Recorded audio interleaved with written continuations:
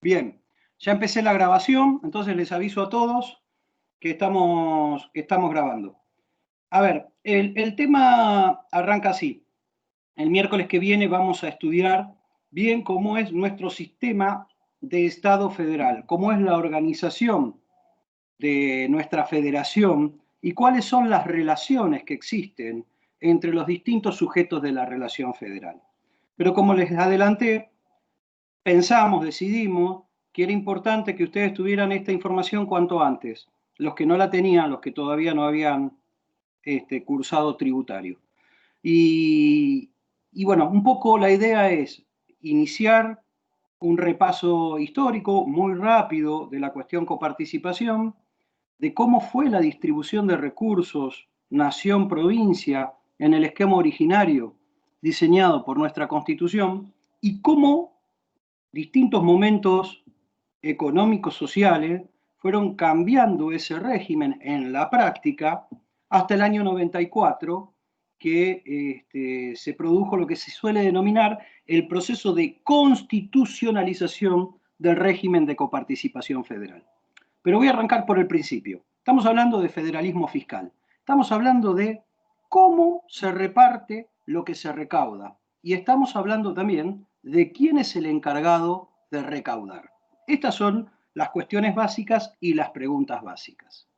Para eso, y les pido por favor a los que están avanzados en el estudio que sepan disculpar si esto es un mero garabato, vamos a hacer una primera disquisición conceptual relacionado a el concepto de tributos directos y de tributos indirectos. ¿Por qué lo hacemos? Los autores no se ponen demasiado de acuerdo y muchos no ven demasiada utilidad en esta clasificación, pero lamentablemente o no, es la que emplea nuestra Constitución. Entonces, vamos a tener que tener una idea básica, por ahí no es técnicamente impecable, pero sí básica, de lo que se entiende por los tributos directos y los tributos denominados indirectos. Les repito, ¿por qué esto? Porque así los denomina nuestra Constitución. Impuestos directos, impuestos indirectos. Para ayudarme en la exposición, voy a ir avanzando con un PowerPoint que me va a ordenar un poquito en esta exposición justamente. ¿A qué le denominamos impuestos directos? A ver, la gente que ya conoce esta temática, si nos puede ayudar. ¿A qué le denominamos impuestos directos?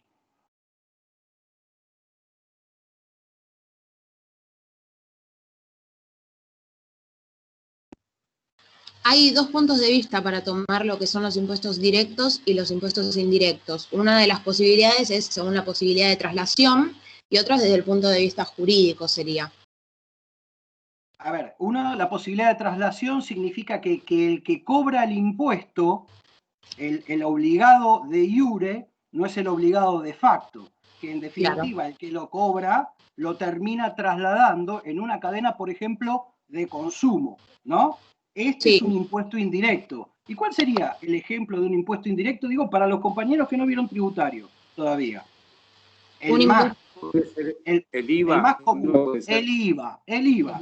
Nosotros vemos que se traslada el IVA desde el consumidor hasta el último obligado, que es el que tiene el deber de la tributación en relación al Estado, ¿no? Entonces, esa es una forma de abordar lo que se llama impuestos o tributos indirectos, aquellos que son trasladables. Como contrapartida, los directos, ¿cuáles son? Los que son una manifestación ¿de qué? De capacidad contributiva. De riqueza. Claro, entiendo que es más técnico lo que vos decís, estoy de acuerdo, pero digo para tener esta idea básica de riqueza. Ganancias es un claro impuesto directo, porque grava directamente lo ganado, la riqueza. No tiene demasiado que ver con la circulación de mercancía. Estas O dos, este nuevo, o el nuevo impuesto este que se creó para la gente con mucho no se dinero. creó todavía. Eso Ah, tienen ¿todavía que no? verlo. Ah, Tiene media sanción. Una, perfecto. una ley con media sanción no es ley. Recuerden esto. Pensé que ya se había dictado, disculpe. No, se va a discutir. Bueno, entonces decimos contribuciones directas, aquellas que graban manifestaciones concretas o inmediatas de capacidad contributiva y en principio no son trasladables. Contribuciones indirectas, aquellas que graban manifestaciones mediatas o no concretas de capacidad contributiva, como lo es el consumo, que no necesariamente el consumo siempre es una manifestación directa de capacidad contributiva, y en principio son trasladables en la cadena económica. Esto es básicamente la primera aproximación y el primer abordaje. ¿Por qué vamos a hacer este primer abordaje o esta primera presentación? Porque vamos a repasar cuál fue el esquema que planteó nuestra Constitución originaria. El auto que era un coso de goma que va arriba de la máscara. No sé si allá en 1853, a ver, perdonen, que hay un compañero que entró con micrófono y nos está generando un tema. Bueno, ahí está, ya está. ¿Cuál es el esquema originario de nuestra Constitución? Nuestra Constitución originariamente estableció lo que se denominaba separación de fuentes tributarias.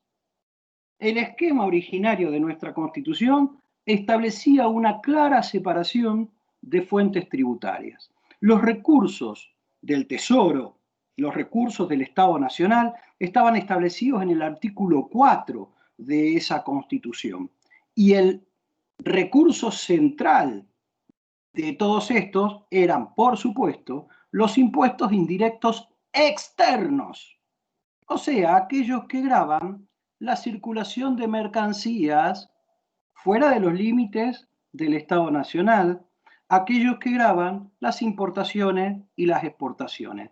Vamos después a ver el miércoles que viene que esto nos marca un todo coherente, porque vamos a ver el miércoles que viene que las aduanas son nacionales, que la legislación en materia aduanera es federal y está prohibida a las provincias, y que la principal fuente recursiva en el esquema originario de nuestro constituyente era justamente esta, que los tributos a la importación y a la exportación eran federales, era el principal recurso del Estado Nacional. Entonces, volviendo al tema del PowerPoint, vamos a ver.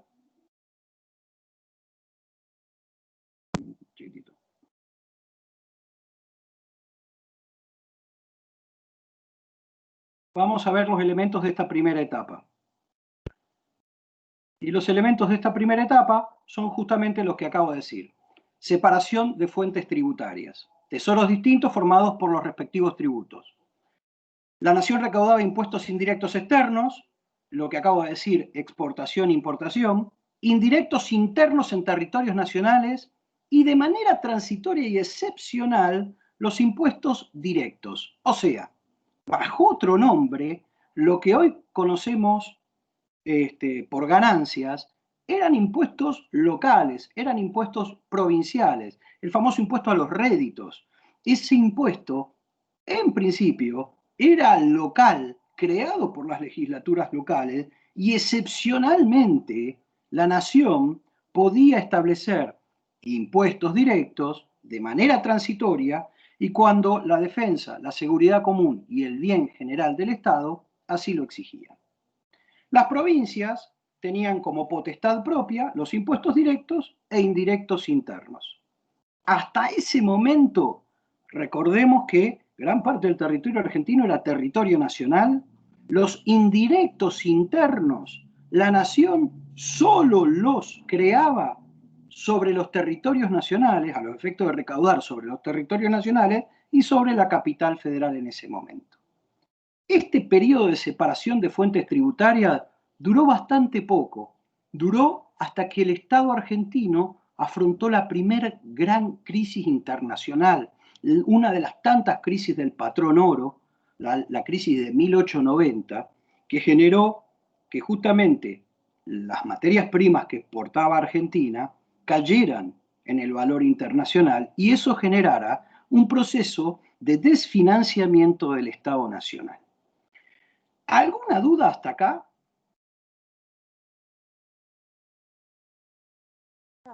No, No, profe. No, profe. profesor.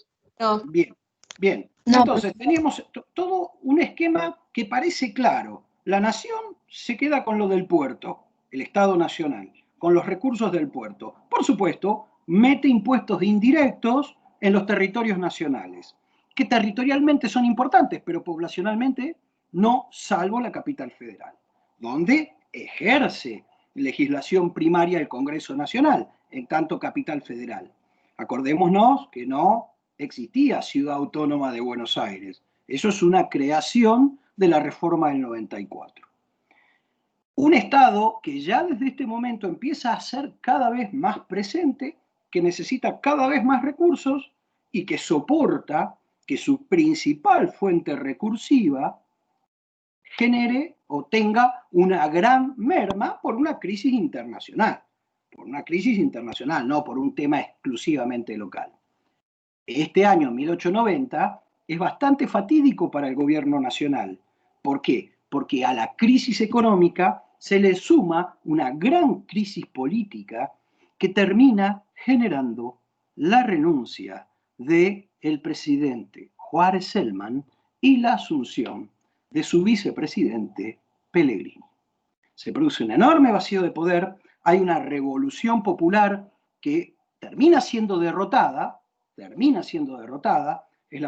es el famoso levantamiento, revolución del Parque, pero pese a ser derrotado ese levantamiento, también ese proceso crítico termina cargándose al presidente Juárez Celman. Cuando asume Pellegrini, el vicepresidente de Celman, lo que hace es empezar a establecer tributos indirectos, internos, de manera concurrente también con las provincias en territorio provincial. ¿Sí? Entonces empezamos a ver impuesto a los sellos, impuesto a los naipes, impuesto al tabaco, impuesto a las bebidas alcohólicas, al consumo de bebida alcohólica. Cada uno de estos impuestos, muchos de los casos, superpuestos con impuestos análogos hechos por las provincias. A esta etapa se la denomina periodo de concurrencia de facto o de concurrencia de hecho de fuentes tributarias. La nación se estaba quedando sin plata, el Estado Nacional, y entonces necesita recaudar. Y para recaudar, el Congreso de la Nación empieza a crear impuestos en temáticas o materias que ya tenían impuestos provinciales creados por leyes provinciales de las respectivas legislaturas provinciales. Esta etapa de concurrencia, de hecho, de fuentes tributarias, generó un problema en cuanto a la eficiencia económica y para el contribuyente, un problema severo de, en muchos casos, dobles imposiciones, porque tenían que tributar el impuesto para la provincia y un impuesto análogo para la nación. Sin embargo, la Corte convalidó constitucionalmente esto y dijo que era claro en nuestra Constitución la posibilidad de concurrencia de fuentes y por ende, no era inconstitucional en estos supuestos la idea de doble tributación. Esto es un tema muy interesante y que nos marca un momento en donde existe cierto grado de desorden tributario en relación a que no está ordenado quién puede hacer qué cosa. Y la Corte no contribuye a esto, porque la Corte dice que lo pueden hacer los dos. Los dos tienen potestades tributarias en cuanto a cuestiones indirectas internas. ¿Ok? Hay un problema, en el año 30, nueva crisis, la crisis del año 29 repercute política y económicamente en nuestro país en el año 30, durante todo el año 30, que es un año bastante complicado, el año del primer golpe de Estado, En el año 30 empiezan a aparecer, los primeros, años de la década del 30, empiezan a aparecer impuestos directos internos, esos que decíamos que de forma excepcional puede imponer el Estado Nacional por tiempo indeterminado. Vamos a leer, llegado a este punto, sobre qué dos artículos o qué partes de dos artículos sostenía nuestra Corte Suprema esta interpretación. ¿Alguien puede leer el artículo 4 de la Constitución, si es tan amable?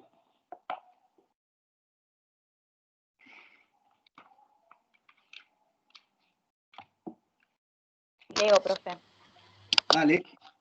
El gobierno federal provee a los gastos de la nación con los fondos de Tesoro Nacional, formado del producto de derechos de importación y exportación, del de la venta o locación de tierras de propiedad nacional, de la renta de correos, de las demás contribuciones de equitativa y proporcionalmente a la población imponga el Congreso General, y de los empréstitos y operaciones de crédito que decrete el mismo Congreso para urgencias de la nación o para empresas de utilidad nacional. Perfecto. Esto es la fuente recursiva principal del Estado Nacional, de acuerdo al esquema originario de nuestra Constitución, que sigue vigente. Fíjense cuando dice de las demás contribuciones que equitativa y proporcionalmente a la población imponga el Congreso General. Bien, esta frase es la que toma la Corte para señalar que la potestad impositiva en materia de impuestos indirectos es concurrente y que el Estado Nacional podía imponer impuestos indirectos, además de en los territorios nacionales, en el territorio de las provincias. Hay otro artículo que vamos a leer una parte nada más, que era el viejo 67, inciso 2, lo voy a leer yo, que decía, corresponde al Congreso imponer contribuciones indirectas como facultad concurrente con las provincias, imponer contribuciones directas por tiempo determinado, proporcionalmente iguales en todo el territorio de la nación, siempre que la defensa, seguridad común y bien general del Estado lo exijan. Del juego de estos dos artículos llegamos al año 1934, en donde los actores políticos del momento dijeron algo tenemos que hacer. Estamos generando muchos impuestos que son análogos en 2 y a veces hasta en 3 niveles gubernativos. Son impuestos parecidos que cobra la provincia por un lado y por lo mismo cobra la nación por el otro, y a veces incluso los municipios. Este problema de doble y a veces triple imposición debemos resolver de alguna manera. Y esto es lo que da paso primero a un tenue y después a un vigoroso sistema de coparticipación federal de impuestos, que es lo que arranca después del año 1934 con las primeras leyes de coparticipación, y hacia ese lugar nos vamos a ir ahora. ¿Alguna duda hasta el momento? No, gracias. No, profe. No, Por profe. favor, díganme porque vamos a complicarlo un poquito yendo a lo que es coparticipación. Profe, Profe, me en el artículo 4, capaz que es, a ver, una consulta un poco sonsa, ¿no? Pero para aclararla por si las dudas. Dice Congreso General, ¿por qué no Congreso Nacional, que es lo que generalmente se pone? Está bien, porque es una terminología que solía emplear básicamente el constituyente en ese momento. Está bien la pregunta. ¿Podría haber sido Congreso Nacional? Sí. Muchísimas gracias. Sí. Si vemos algunos documentos anteriores, vamos a encontrar bastante esta idea de Congreso General. Está claro que en este supuesto está hablando del Congreso de la Nación, ¿sí? No de otra cosa. ¿Está? Muchísimas gracias, doctor. No, por favor. Sabemos por qué no se pudo corregir en el 94, recuerdan, porque la 24.309 nos prohibía tocar los primeros artículos. ¿Recuerdan eso? Por eso hay cuestiones que han quedado con cierta terminología que no fuimos corrigiendo. ¿Está? Bueno, periodo de concurrencia. Acá después le voy a pasar este texto. Acá menciono uno de los tantos fallos, no voy a leer esto, pero ahí van a encontrar como material uno de los tantos fallos en donde la Corte dice es constitucional la doble imposición cuando se trata de concurrencia de poderes, o sea, de dos niveles gubernativos que concurren. El periodo de coparticipación... Profe, yo tengo una duda. Sí, cómo no. Disculpe, tengo una duda. Entonces, durante este periodo de concurrencia de facto, ¿no? Que se crean impuestos de consumo por parte del gobierno federal. Sí. ¿Quiere decir que el consumidor pagaba doble impuesto? Es decir, el provincial y el federal. En muchos casos sí. Por ejemplo, bebidas alcohólicas. Era muy común que había un impuesto nacional y había impuestos provinciales. Por ahí no en todas las provincias. ¿Sí? Claro. A la yerba mate, sí. Todavía Misiones no era provincia, pero Corrientes tenía y había un impuesto nacional también. A los naipes, al tabaco, había varios impuestos al consumo que tenían esta doble imposición. ¿Qué significa que hablamos de doble imposición? Que había una alícuota creada por una ley, primero el impuesto y una alícuota creada por una ley provincial y otra alícuota y otro impuesto, primero, creado por una ley nacional. ¿Sí? ¿Y esto qué encarecía? A ver, pensemos desde una lógica básica. Esto genera un encarecimiento de los productos para el consumidor. Además de un sistema bastante desordenado, nos queda claro, ¿no? Claro, y esto digamos que recaían en bienes de consumo estratégicos, por así decirlo, como por ejemplo la yerba mate, que era algo muy... Está muy bien planteado. A ver, otro de los grandes problemas, no me quería meter tanto en esto, pero creo que sos vos, Daniela, está muy bien planteado, porque otro de los problemas que tenían los estados en estos momentos era cómo cobro. ¿Cómo cobro? Por eso en el esquema originario, no solo además por el volumen recursivo, el Estado Nacional, en el esquema originario, el constituyente, medio que se desentiende de la potestad impositiva interna. Porque para cobrar necesitabas estar cerca y para cobrar, además, tenés que cumplir un papel antipático y mejor se los dejamos a las provincias. Esto parece delirante y hasta parece tonto, soft lo que digo, pero créanme que estaba en la idea del constituyente. Entonces, bajo esta lógica, cobremos lo más fácil, la importación y la exportación. Tenemos la única puerta de la tierra, en Buenos Aires, la única puerta. Acá va a estar el grueso. Cobrar lo otro es más difícil. Claro, difícil en 1853-1860. El problema de la desfinanciación del Estado Nacional, en paralelo con algo que no dije y es recontra importante, porque no nos vayamos a creer que la idea del Estado interventor nace recién en la década 40 del siglo XX. Ya en 1890 empezamos a observar un Estado que presta más servicios, que necesita más dinero para las funciones que de a poco va tomando. ¿Sí? Entonces, la conjunción de la caída internacional de la materia de los commodities y el aumento de funciones y de costos, porque va aparejado uno de otro, fue lo que llevó a la necesidad de avanzar sobre primero los impuestos internos y después creando impuestos directos. Claro, siempre que creaba un impuesto directo decía es por poco tiempo, es por cuestiones de defensa, de salud, de seguridad nacional, pero eso, ustedes saben, esto lo dicen los tributaristas, yo gracias a Dios no lo soy, pero dicen un impuesto que arranca provisorio no termina nunca más. Y en nuestra vida ya conocemos varios de esos. El impuesto al cheque nació para durar 2 años. Lo tenemos todavía. La mentira, profe, del impuesto a las ganancias, que se sancionó en 1932 y iba a cumplir un siglo casi. Casi. Bueno, ese sin ir más lejos, pero de última, podés decir es un impuesto estructural y bueno, se justifica. ¿No? Pero, a ver... Bienes personales, en el 90. Otro, bienes personales. Pero existía algo anterior, no me acuerdo si se llamaba réditos o cómo, ya existía bienes personales bajo otro nombre. No era nacional. No era nacional. Bueno, llegamos a este punto del periodo de coparticipación desde 1934 en adelante. La lógica es ordenémonos. Ordenémonos.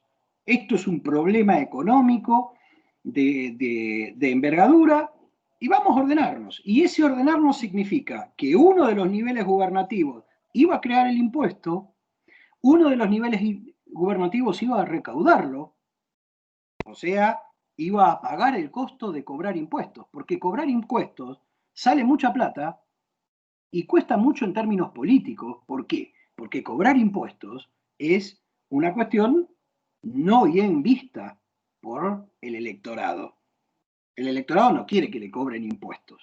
Entonces, estas dos cuestiones las asume uno de los niveles gubernativos y los otros niveles gubernativos que no asumen esa cuestión exigen que se reparta parte de lo cobrado y se comprometen a no crear ese tipo de impuestos, ni ellos ni sus municipios. Esto es lo que empieza en el año 1934, primero coexistiendo varios regímenes de coparticipación y con un incremento en la participación de las provincias.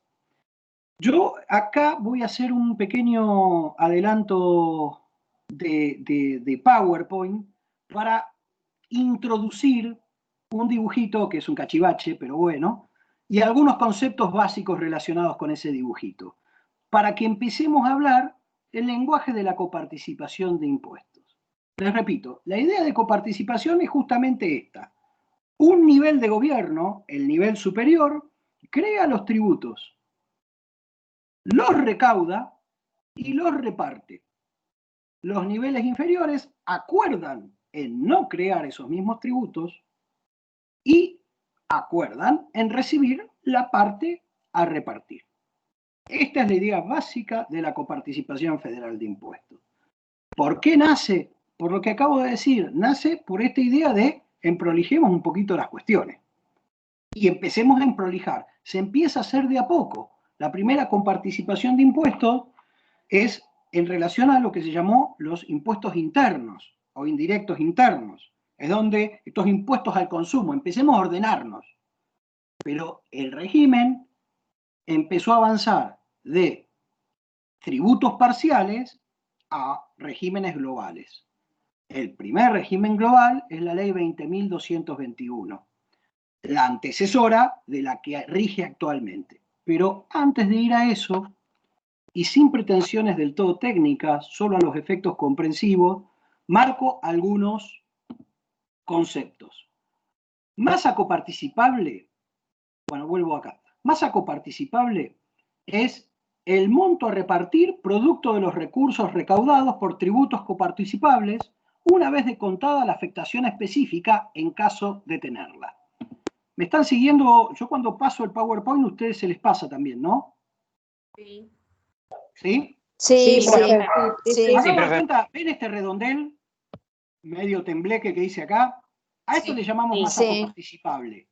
Esta es la masa coparticipable. Hagamos de cuenta, en este escenario ficticio, en este laberinto de la coparticipación precario que estoy haciendo a los efectos conceptuales, tenemos 4 tributos. Llamale tributo, al tributo impuesto a lo que se te ocurra. Tenemos el tributo 1, el tributo 2, el tributo 3 y el tributo XY. ¿Ok? En este escenario cerrado tenemos estos 4 tributos. La masa coparticipable es lo recaudado por los tributos coparticipables en la parte que no tenga una afectación específica, entendiendo por afectación específica la utilización de esa otra parte para una cuestión particular o puntual, para una política pública en especial. Asfaltado de rutas en la selva misionera, puede ser la afectación específica. ¿Sí? Bien.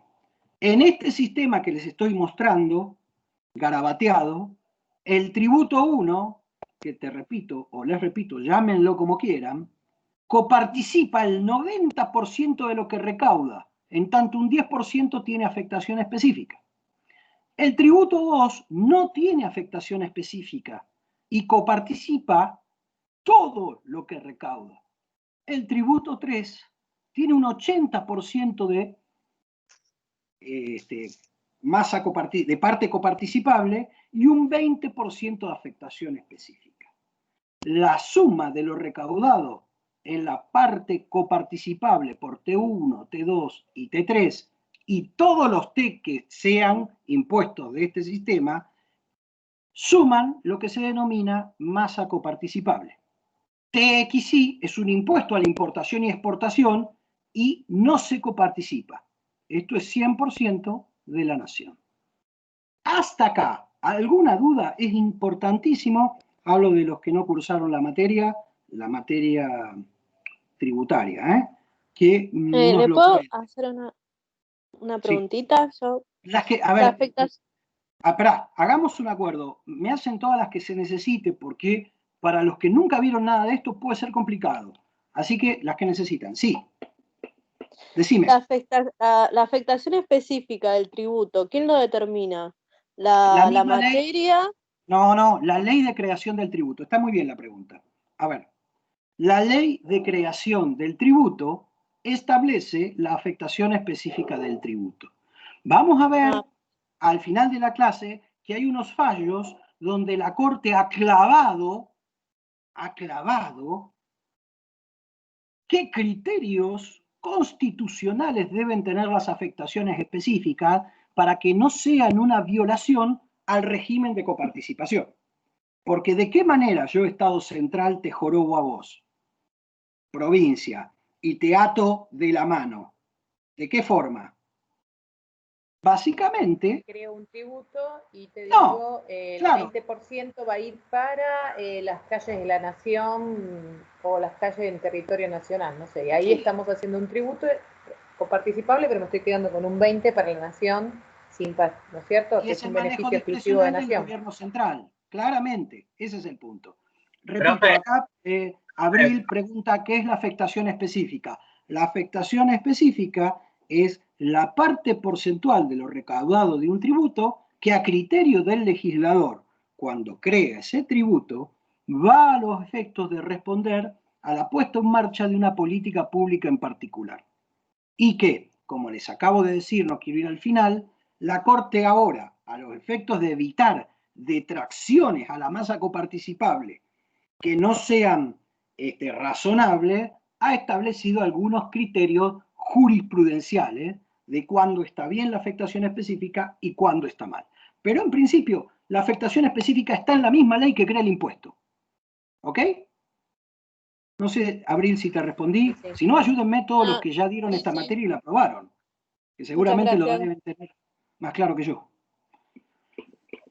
Nada, profe, para que también los compañeros se den una idea, lo que queda en la masa coparticipable va a unas partidas que después se define, pero no sé, todos los impuestos no es que van a un sector en particular.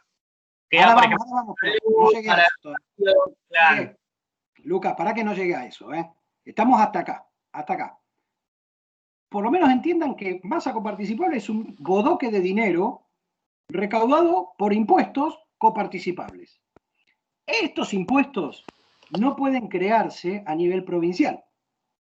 Estos impuestos solo los crea el Congreso de la Nación y estos impuestos no pueden ser creados por las provincias ni por los municipios. No pueden crear impuestos análogos. Por lo menos así empiezan los compromisos de los regímenes de coparticipación federal. ¿Qué estamos haciendo acá? Viendo los conceptos básicos. ¿Ok? Magdalena, sí.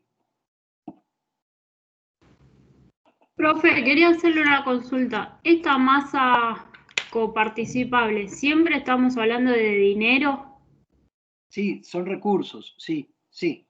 O sea, no se puede, no puede ser, no sé, una materia por otra. Por ejemplo, ganado, te doy ganado, me das agua. Eso no existe.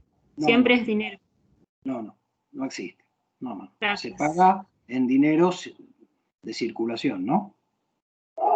Por supuesto, debe haber, porque, a ver, el reparto, si ustedes ven la página del Ministerio de Economía, el giro es diario. Y debe haber, además, partidas de compensación, sin duda. Pero esto es en dinero. Estamos hablando de dinero, ¿sí? ¿Está?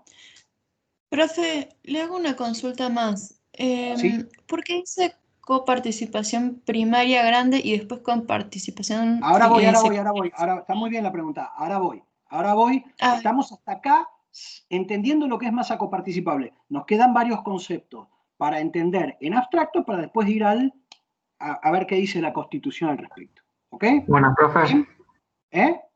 Yo lo entendí bien, solamente lo que no llegué a escuchar es el TXI, que no sé qué impuesto es. A la exportación y a la importación.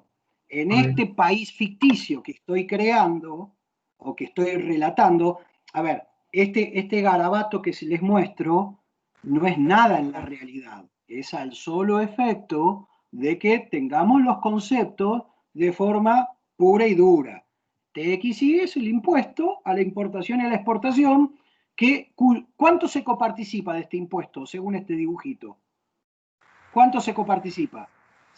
Todo. Nada, se lo queda Nación. Todo. Nada. Se lo queda todo, se lo queda la Nación. Nada, todo se lo queda a la Nación. Se lo queda a la Nación. Claro, entonces no se coparticipa, no entra al régimen de coparticipación. ¿Ok? Hasta acá estamos y avanzo con lo que es coparticipación primaria y coparticipación secundaria. ¿Estamos hasta acá? Sí. Perfecto, profe, gracias. Bueno, la distribución primaria o coparticipación primaria, como puse, pero técnicamente es mejor distribución primaria, es el reparto de la masa coparticipable entre la Nación y las provincias y Ciudad Autónoma de Buenos Aires. En tanto, la distribución secundaria es el reparto de la parte que le corresponde entre las provincias y Cava entre sí, entendiendo por Cava Ciudad Autónoma de Buenos Aires. De todo lo recaudado, las leyes de coparticipación van a disponer de la masa coparticipable, qué parte se queda la Nación para los gastos de la Nación y qué parte se reparten entre las provincias y Ciudad Autónoma de Buenos Aires. Al reparto entre Nación por un lado y unidades subnacionales, provincia, Ciudad Autónoma por otro, se le llama distribución primaria. Yo acá puse coparticipación primaria, creo que es mejor hablar de distribución primaria. ¿Ok? A cómo se reparten las provincias entre sí, le vamos a denominar distribución secundaria. ¿Ok? ¿Sí? La que había preguntado. ¿La distribución no era entre de la Nación hacia las provincias y lo decía la misma Nación? No, no lo decide la misma Nación. Eso es lo que tenemos que empezar a entender. Esto es algo que es un acuerdo y una ley. Y vamos a ir, espérenme un poquito, a ver, acá yo le estoy dando lo que sería la mecánica. Ahora, ¿cómo ponemos esta mecánica en marcha? Es lo que pretendo que veamos en los próximos minutos. Pero entendamos algo, que quien tiene que repartir sea la Nación, no significa que este reparto sea una concesión graciosa de la Nación a las provincias. ¿Por qué? Porque este reparto que marco acá con el cursor, ¿cómo reparto? ¿De qué manera reparto?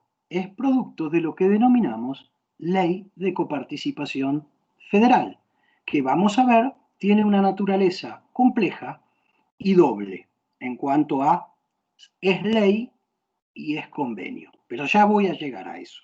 ¿Ok? ¿Cómo o cuánto se lleva la Nación de la masa coparticipable y cuánto se llevan las provincias va a estar establecido en la Ley de Coparticipación Federal. ¿Y cómo se reparten entre ellas la parte que le corresponde las provincias y la Ciudad de Buenos Aires? También va a estar en la Ley de Coparticipación Federal. Es una ley que, como les acabo de decir, no es un simple acto emanado del Congreso. Es bastante más compleja. Por eso se denomina ley convenio. Y su mecánica la vamos a estudiar en unos minutos. No sé si te satisface la respuesta. Sí, profe, ahora sí. Mucho más claro. Gracias. ¿Sí? ¿Alguna otra duda hasta acá? No. Yo ahora voy a meterme... ¿Cómo? Interrumpan si tienen dudas, pero cuando hablan se mandan y hacen la pregunta. Profe. ¿Sí? ¿Me corté? Perdón, profe, no, es que se me está tildando el teléfono. No, quería hacerle una pregunta sobre si me podía repetir qué era la masa coparticipable. ¿Qué clase de impuestos entraba ahí? Si eran todos. Todos los impuestos que señalan como coparticipables en el porcentaje que es coparticipable.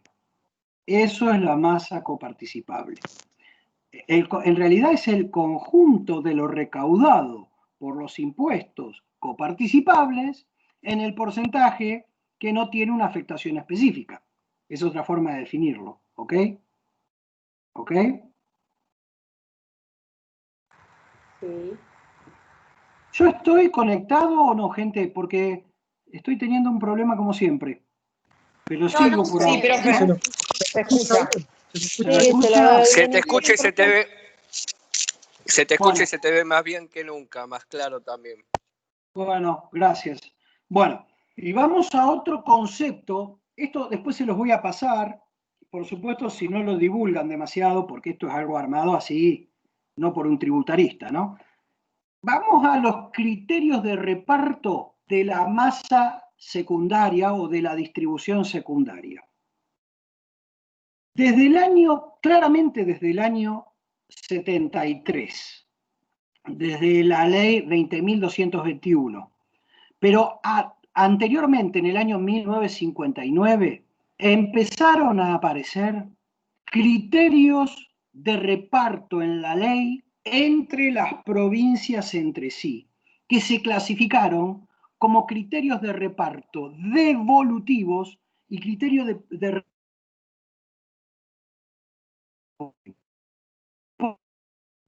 Ahí se cortó, profesor. Se trabó ahí. Se cortó. En donde decías los criterios. Se cortó, profe. A ver, esperemos un momento que se le va a volver la señal. Anda con algún problema de señal el doctor, así que esperemos unos segundos.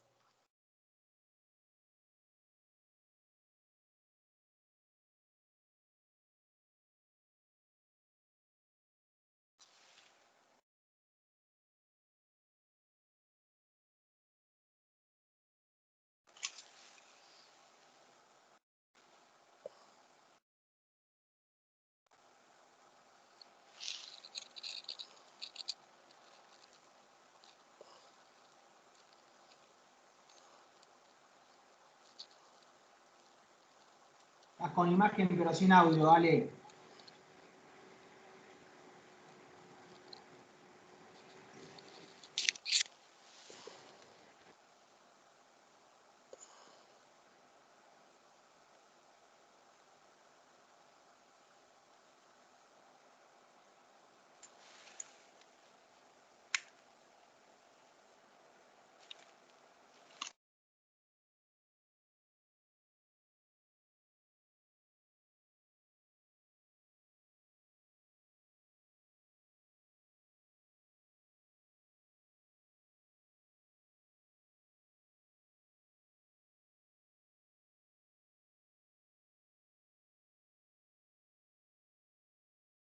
Hola.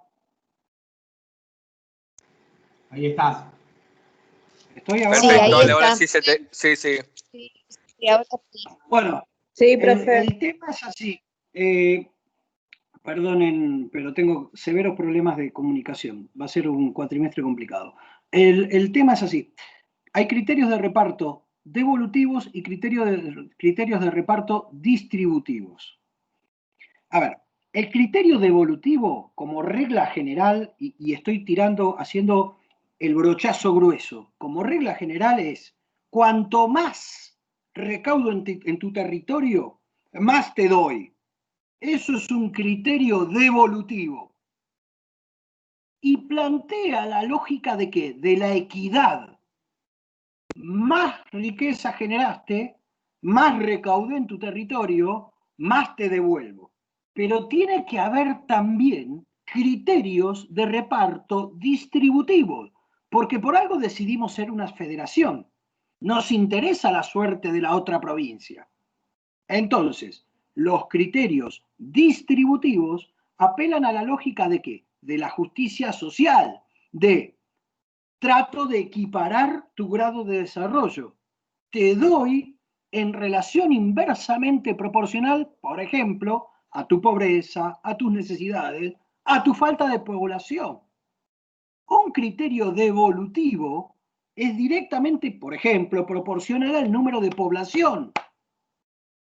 Un criterio distributivo, por ejemplo, le daría de un pedazo de la torta más a las provincias más pobres. Ustedes, por ahí les resulta complicado, pero así funcionan los sistemas de reparto dentro de los regímenes de coparticipación. Un pedazo se reparte por criterios devolutivos y otro pedazo se reparte por criterios devolutivos. Por ejemplo, de todo lo recaudado que van a las provincias y a la ciudad, el 25% lo voy a repartir de forma directamente proporcional a la cantidad de habitantes de cada estado provincial. Ese es un criterio devolutivo, porque se supone que los estados más poblados recaudan más. ¿Está? Y es una suposición cercana a la realidad. Otro pedazo, en cambio, voy a decir, no, pará, lo voy a distribuir en relación a la cantidad de hospitales que tiene esa provincia, provinciales, ¿no? Y ese es un criterio también devolutivo. ¿Por qué? Porque te doy más si das más servicios. Porque si das más servicios, supongo que necesitas más plata. También devuelve.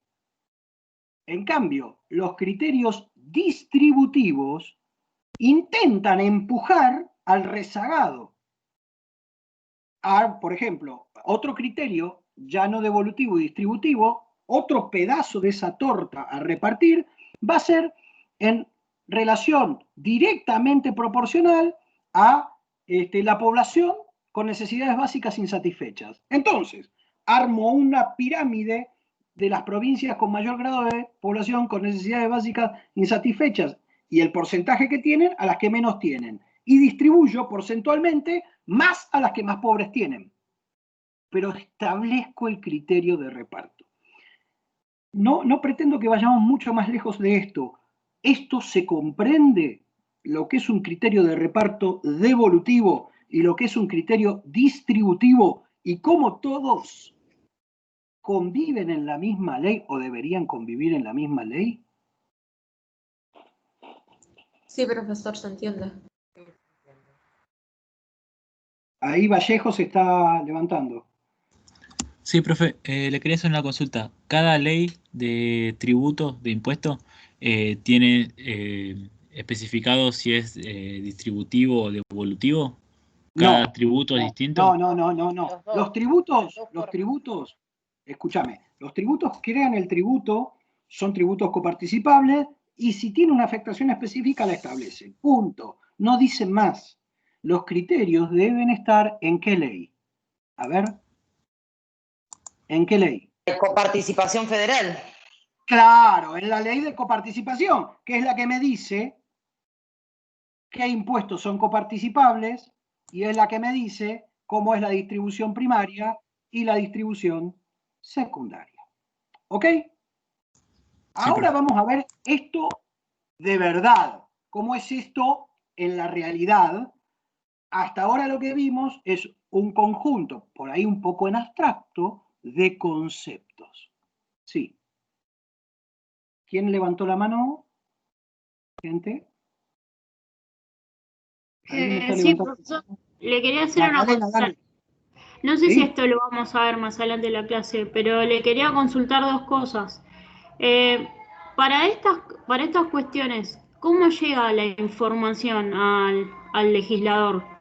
¿Hay organismos que sondeen, que hagan censos? ¿Cómo se hace eso? Eso por un lado. Y después Otra consulta, ¿hay un plazo? ¿Se trata en algún mes del año o tiene o está abierto constantemente? No, ahora vamos a ver, voy a intentar responder lo que vos planteás. A ver, primero, esto no existe, vamos a ver por qué no existe y cuál es el problema de nuestro régimen. Yo te estoy dando el entramado teórico, pero cada cuestión de esta, cada indicador va a ser medido por el organismo de estadísticas y censos correspondiente o por un conjunto de organismos.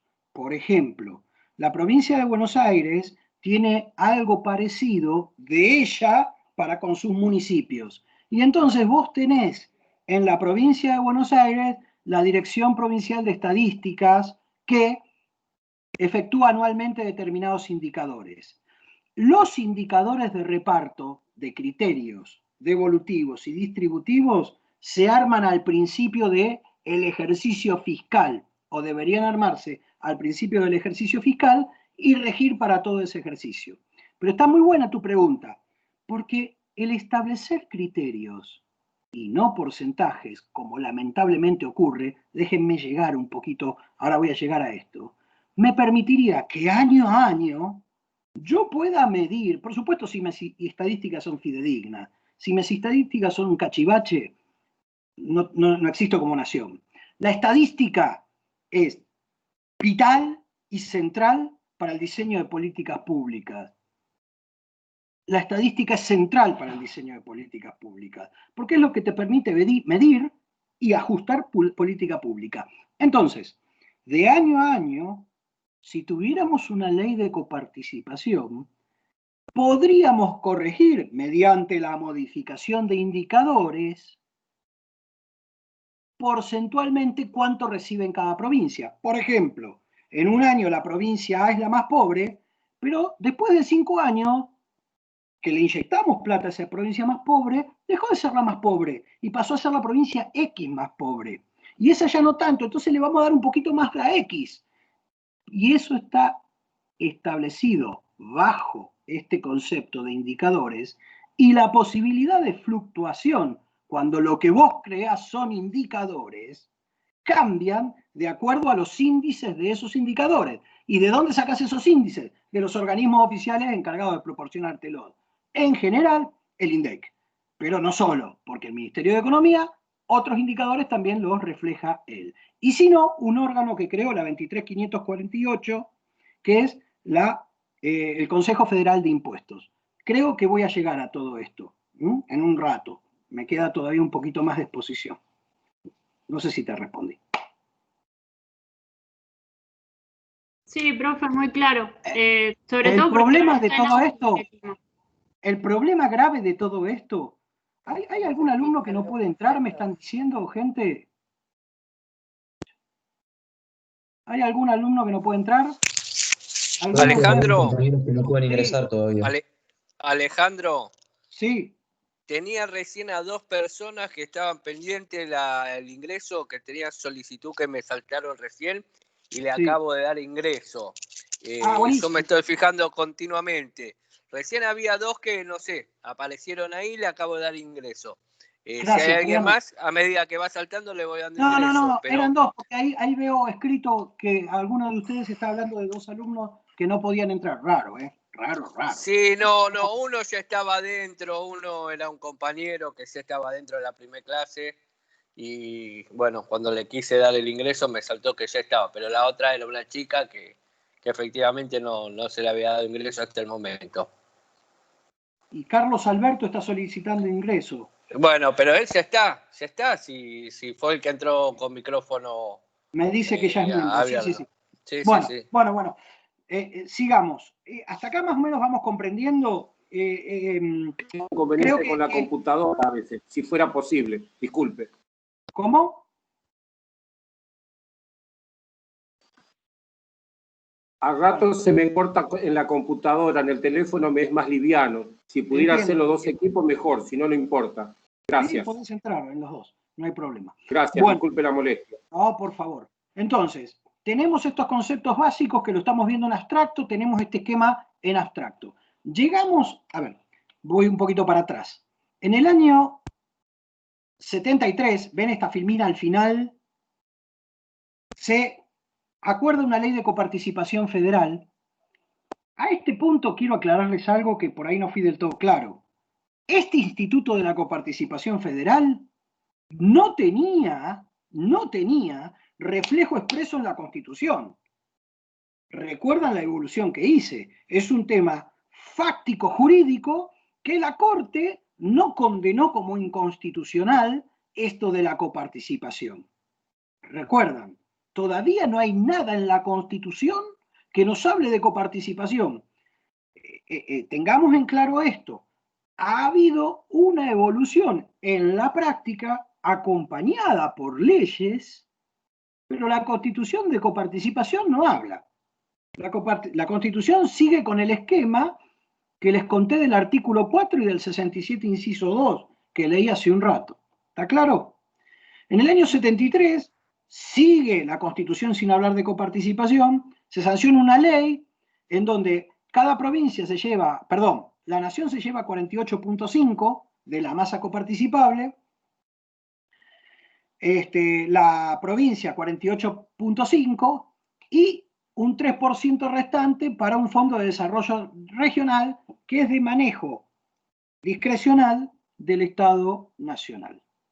Esta ley establecía criterios de reparto, objetivos o distributivos, devolutivos y criterios distributivos de reparto. El problema que tenía esta ley, que decía que iba a funcionar 10 años. Entonces, en diciembre del año 84, apenas recuperada la democracia, no había pasado ni un año, la ley 2221 pierde vigencia y el Congreso y las provincias en ese momento no sancionan un régimen de coparticipación. Entendamos que era una democracia recién instalada. Así estuvimos todo el año 85, todo el año 86 y todo el año 87. En el año 87 hay un suceso político que determina el acuerdo de dos actores centrales en este momento histórico de la Argentina, que eran Alfonsín y Cafiero. En el año 87 pierde el radicalismo las elecciones de medio término. Acuérdense que en ese momento el presidente duraba 6 años en su mandato. Gana la gobernación de la provincia de Buenos Aires Antonio Cafiero y Alfonsín, que además eran en ese momento líderes de su partido, acuerdan lo que es actualmente la ley 23.548. Esta ley fue sancionada de manera transitoria y en su propio texto señalaba que tenía que durar 2 años. 2 años.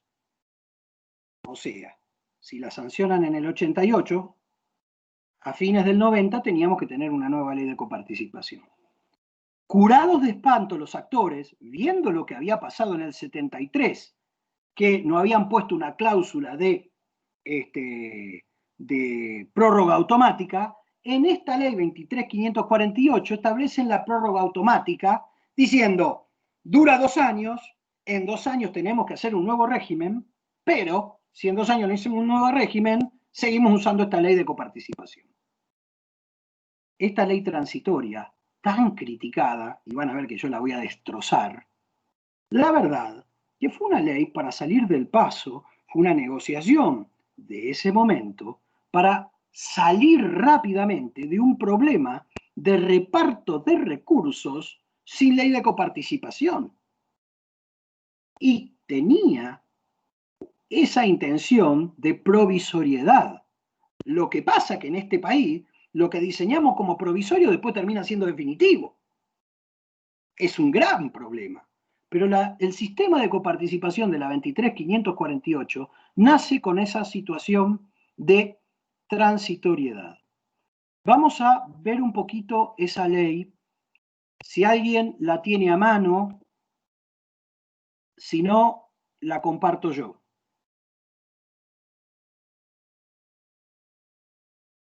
Bueno, ¿alguna duda hasta acá? Mucho no avancé igual.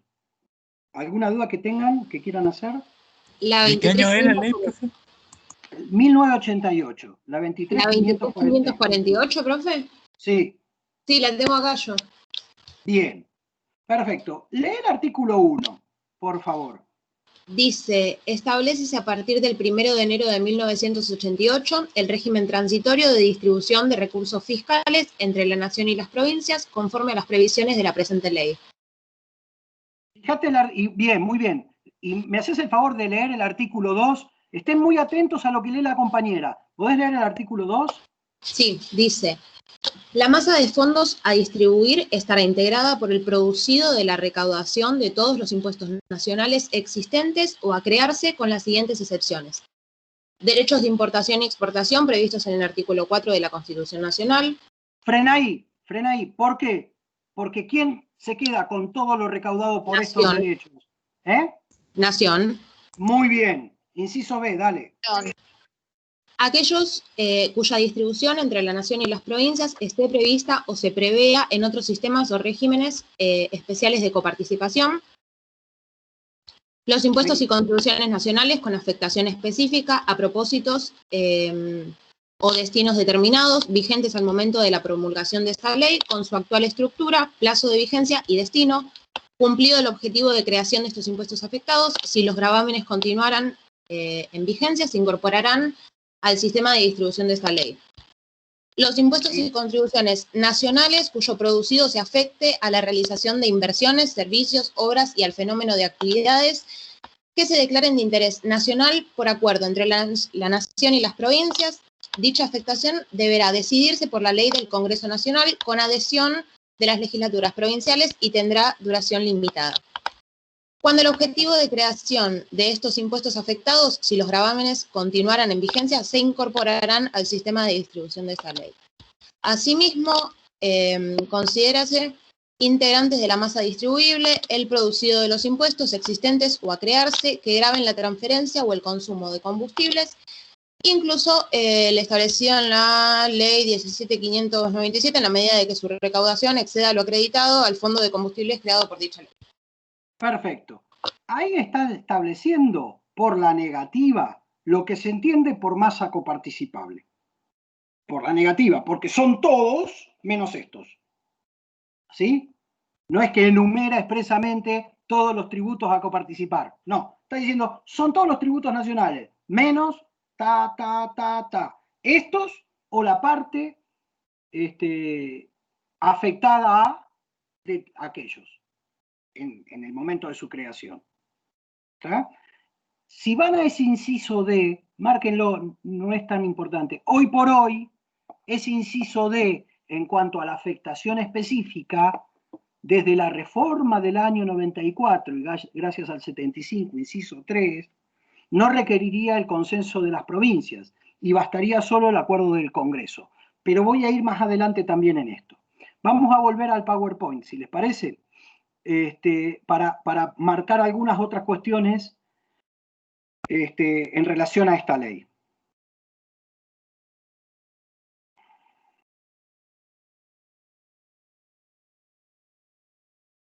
Voy a tener que acelerar un poquito porque me parece que no voy a llegar. ¿Estoy todavía o me colgué? Sí, profe, se escucha perfecto.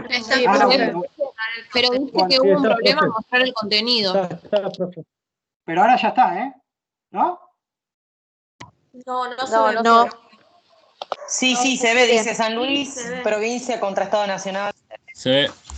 Bueno, vamos a ver entonces este pequeño ayuda a memoria. En el puntito 1 es el artículo 2 que leyó la compañera. En el segundo puntito es esta masa coparticipable que leyó la compañera.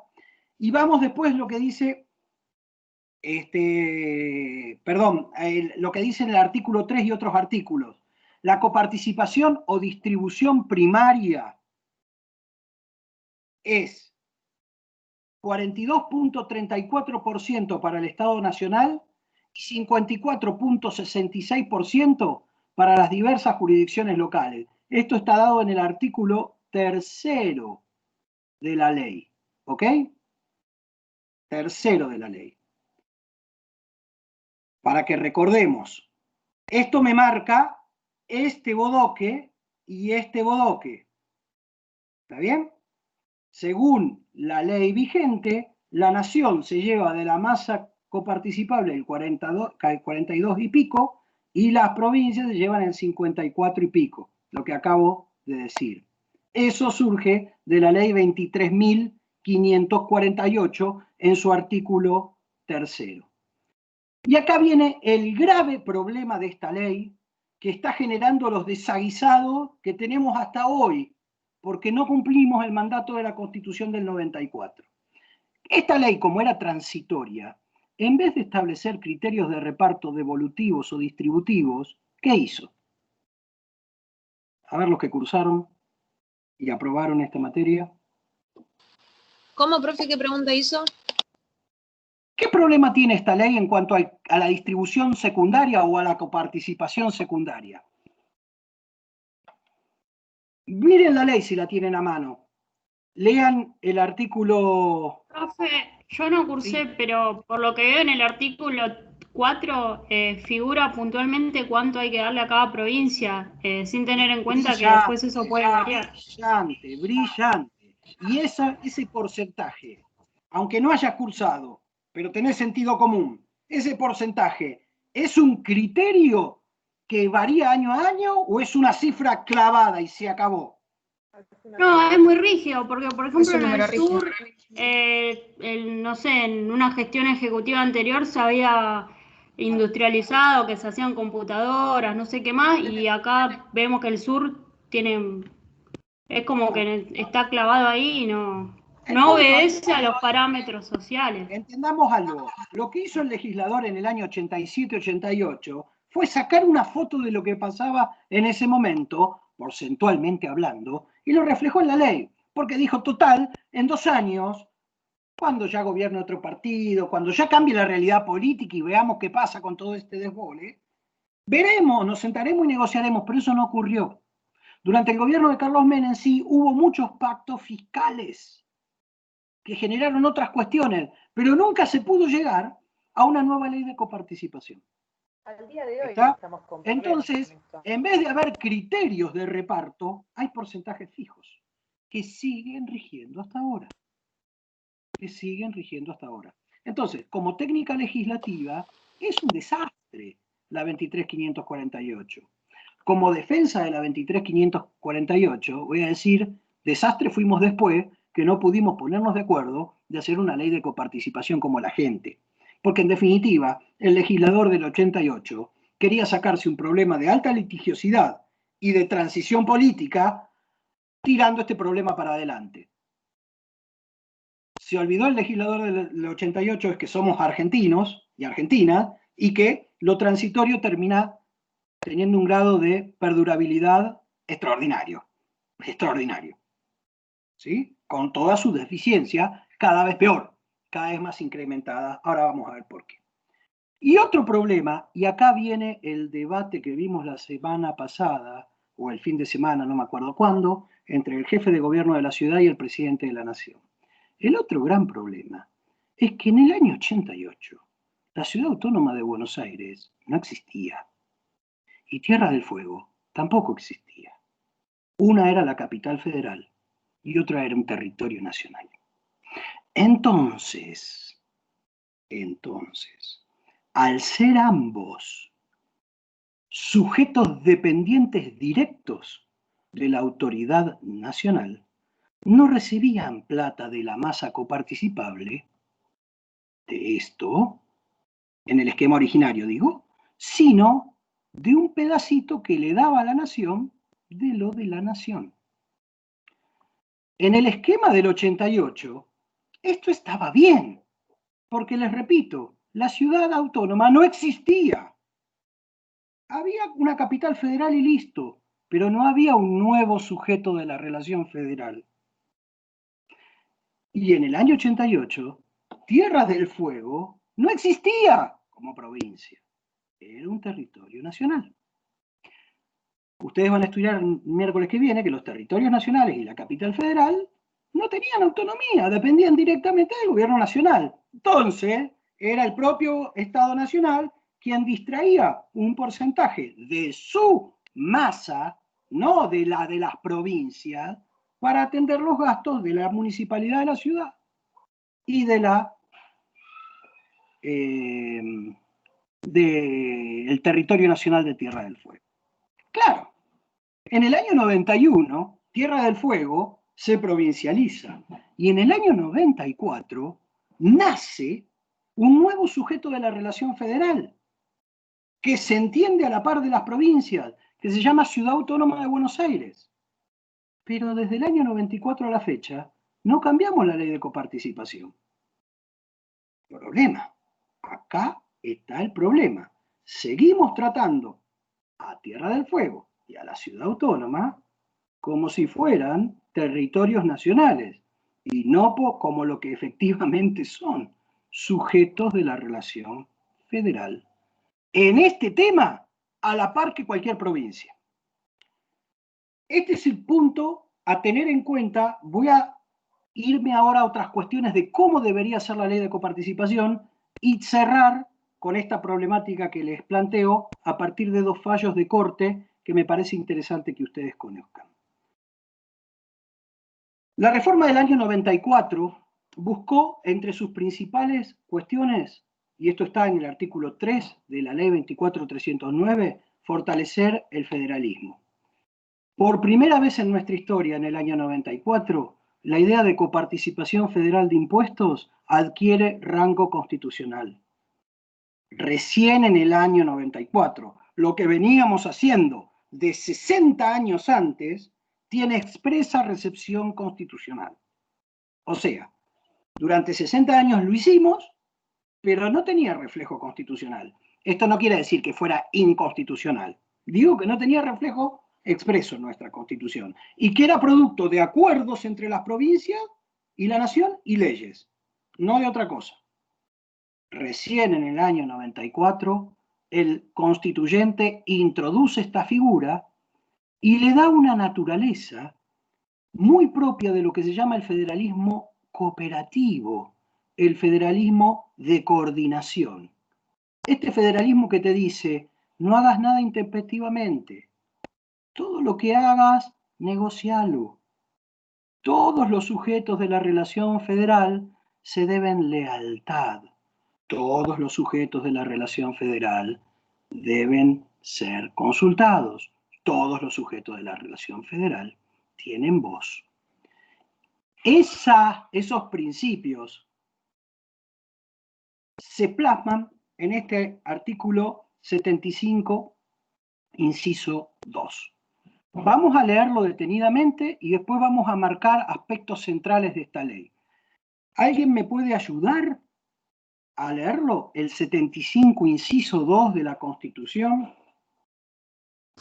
Sí, doctor. Lo leo. Dale.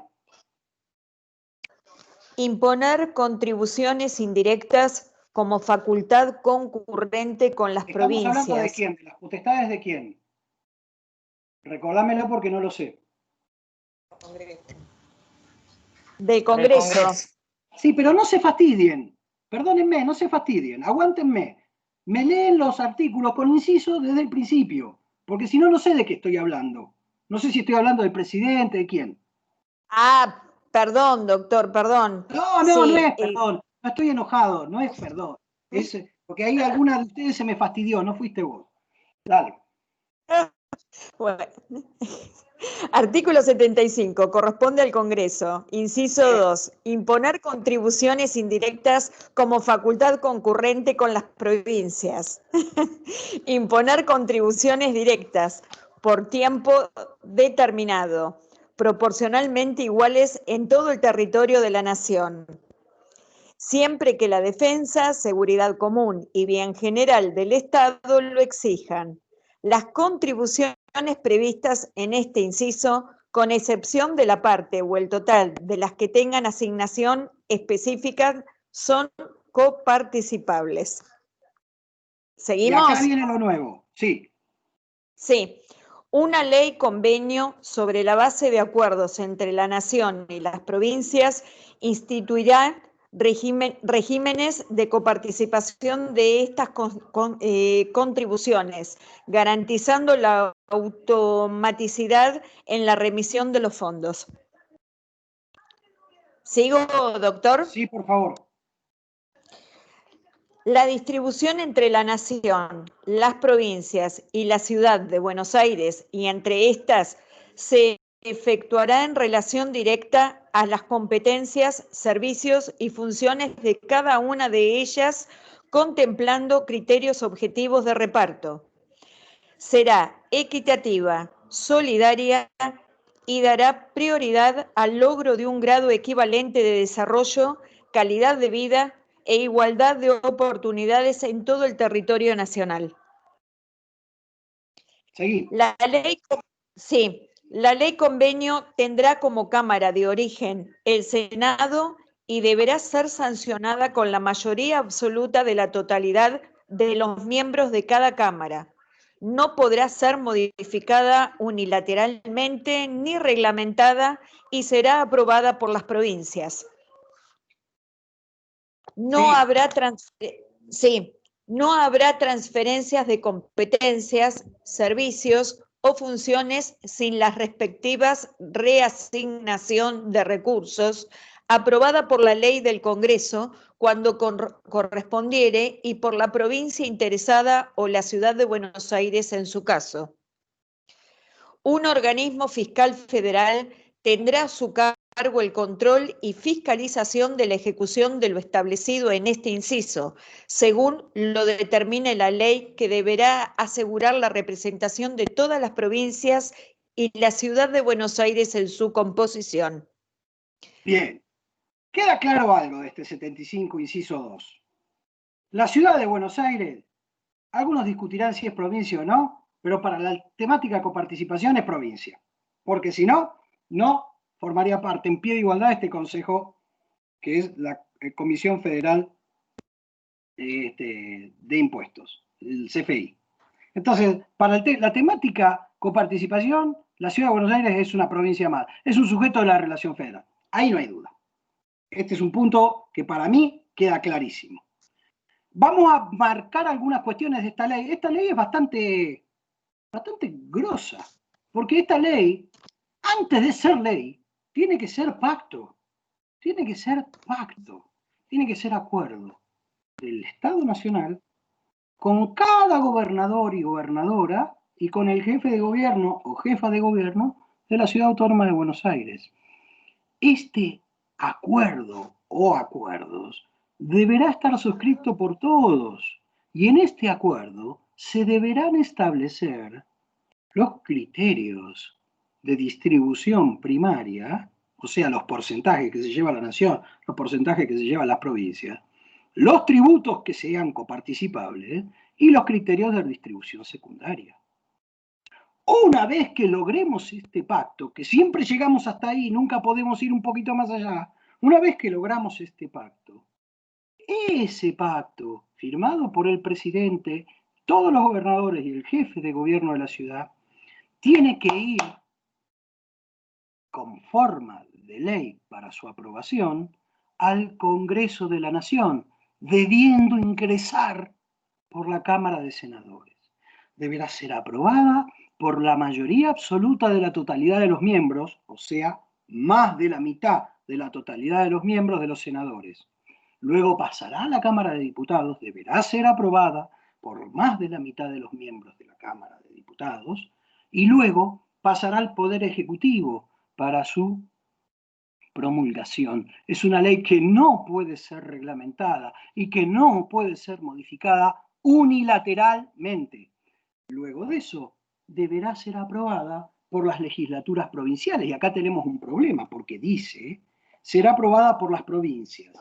Se entiende que debe ser aprobada por las legislaturas provinciales.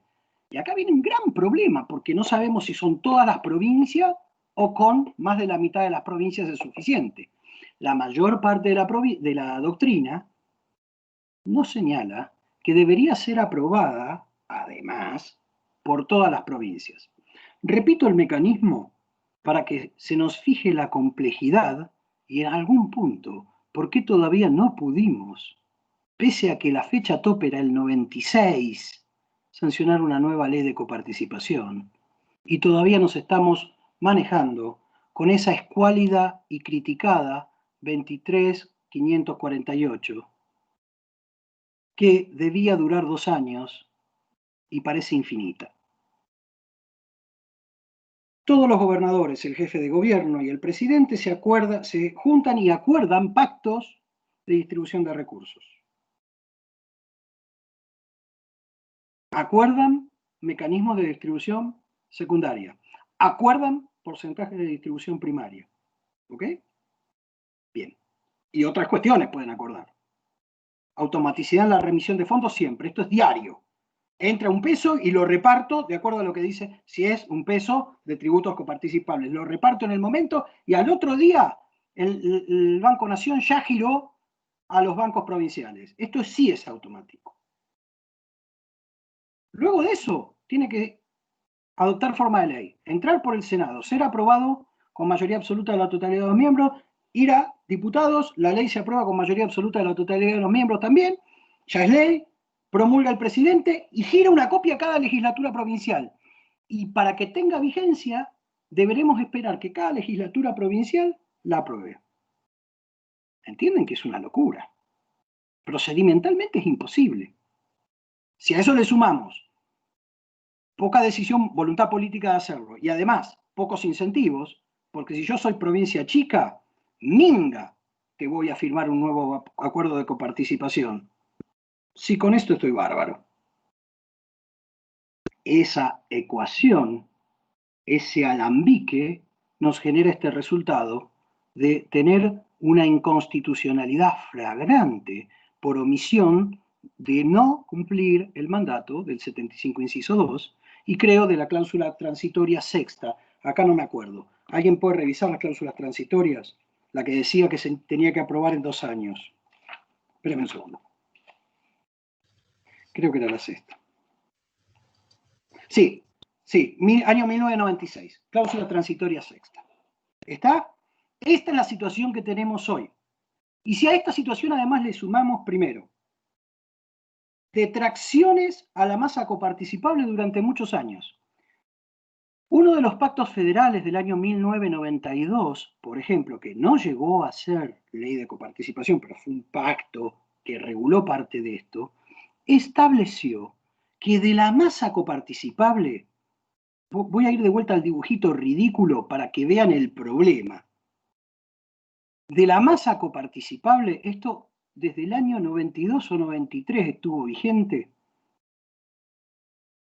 Y esto fue firmado por los gobernadores, que fue el punto central, ¿no? ¿Están viendo lo que estoy compartiendo o no, gente? Sí, profe. Sí. En el año 92, de este bodoque, antes de repartir entre Nación y la provincia, mordíamos un pedazo, el 15%, y lo destinábamos a financiar el Sistema Integrado de Seguridad Social Federal. ¿Sí? Eso se empezó a revertir en los últimos años. Pero ¿entienden?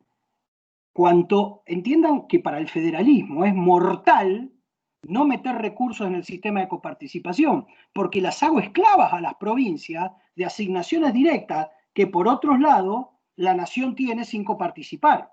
Esto, empréstitos, lo que quieran. ¿Sí? Entonces, y si encima a la masa coparticipable le saco el 15% de los recursos, peor. Bien. Entonces, para recordar un poquito lo que vimos en el 75 inciso 2, jamás olvidar que lo que buscábamos era fortalecer el federalismo. ¿Sí? La ley convenio tiene una doble naturaleza. Es ley, pero también es pacto, y es producto del federalismo cooperativo o de concertación. La Corte, en un reciente fallo de octubre de 2019, ha dicho que los aspectos sustanciales del régimen constitucional de la coparticipación son integralidad de la masa coparticipable, esto es, ningún actor por sí puede modificarla. se tiene que modificar de la misma forma que se crea, por acuerdo. 2. La decisión que rige toda la temática de coparticipación debe ser concertada. ¿Sí? Y punto 3, intangibilidad de los recursos provinciales. En este punto, entendido como que las provincias no podían recibir menos de lo que se recibía cuando se instauró el régimen de coparticipación. Mecánica de la ley convenio, lo recuerdo, pero ya lo dije bastante. Acuerdo entre nación y provincias y ciudad autónoma. Ley convenio sobre la base de los acuerdos. Tendrá como cámara de origen el Senado y sancionada con la mayoría absoluta de la totalidad de los miembros de cada cámara. No podrá ser reglamentada ni modificada unilateralmente. Esto creo que todo lo dije. Deberá ser aprobada por las provincias. Acá viene un punto central. No habrá transferencia de competencias, servicios o funciones sin recursos. Aprobada por ley del Congreso cuando correspondiere y por la provincia o ciudad autónoma de Buenos Aires en su caso. Quiero, para cerrar de lo que es este panorama de presentación de un tema complejo, marcarles dos fallos que fueron de noviembre de 2015. San Luis contra Estado Nacional y Santa Fe contra Estado Nacional. Les cuento básicamente qué había pasado. Esto fue en el año 2002, no 92, 2002. Mediante un decreto, en ese momento el presidente era Duhalde, estableció, escuchen esto, que de todos los impuestos que cobraba la nación, antes de volcarlos a la masa coparticipable, un pequeño porcentaje se iba a quedar la AFIP para su propia autarquía y autonomía financiera, para su propio autogobierno. La AFIP, la Administración Federal de Ingresos Públicos, ese ente autárquico a nivel nacional que se encarga de toda la temática tributaria y toda la temática, toda la temática impositiva y toda la temática aduanera, de recursos aduaneros, ¿no? Ese gran monstruo de dos grandes cabezas. Bueno, antes de volcar los recursos a la masa coparticipable, sacaba un pedacito para su propio funcionamiento como entidad autárquica recaudadora. La provincia, en algún momento, empezaron a estallar. ¿Cómo es esto? Que por decreto me modificás lo que debe modificarse por ley.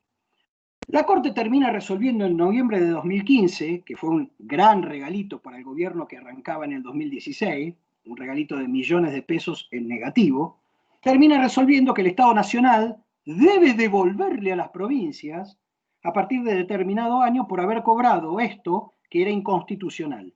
Y para hacerlo, básicamente, señala que el Estado Nacional no puede detraer recursos coparticipables previo a la distribución primaria de la masa de fondos coparticipables sin que haya mediado ninguna manifestación de acuerdo o adhesión por parte de la provincia actora, o sea, de la provincia a la que le sacan los recursos, ni norma dictada por el Congreso que reúna los recaudos exigidos por el artículo 75, inciso 3 de la Constitución Nacional. Este es el relacionado a las afectaciones específicas.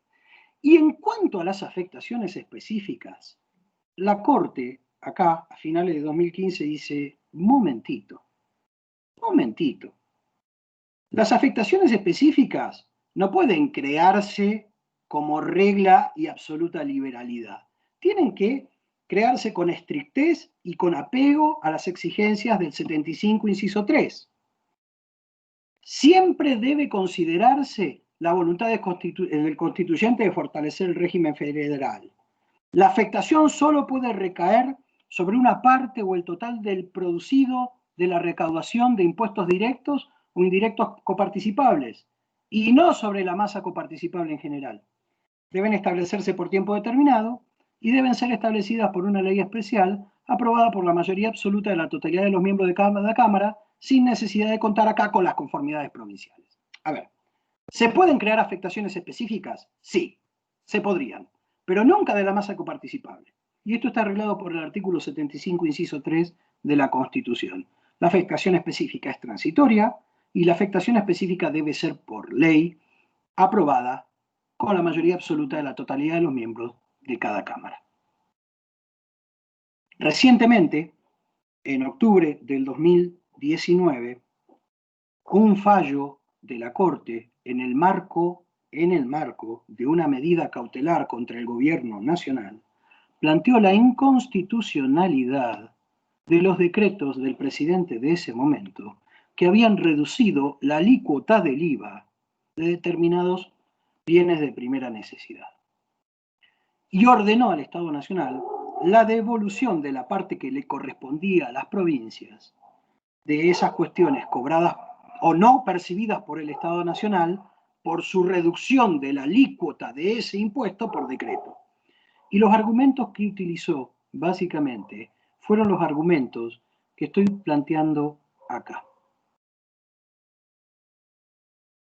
Los recursos provinciales, para ser tocados, requieren el mismo acuerdo que se hizo para generarlos. Y ese acuerdo requiere necesariamente la coparticipación de todos los involucrados, la coparticipación de todos los sujetos de la relación federal. ¿Por qué es tan particular el problema Ciudad de Buenos Aires, Estado Nacional actualmente? Básicamente porque es verdad que la Ciudad de Buenos Aires, hasta la fecha, obtiene sus recursos de coparticipación por ese famoso decreto inspirado en la ley del 88. Lo mismo Tierra del Fuego.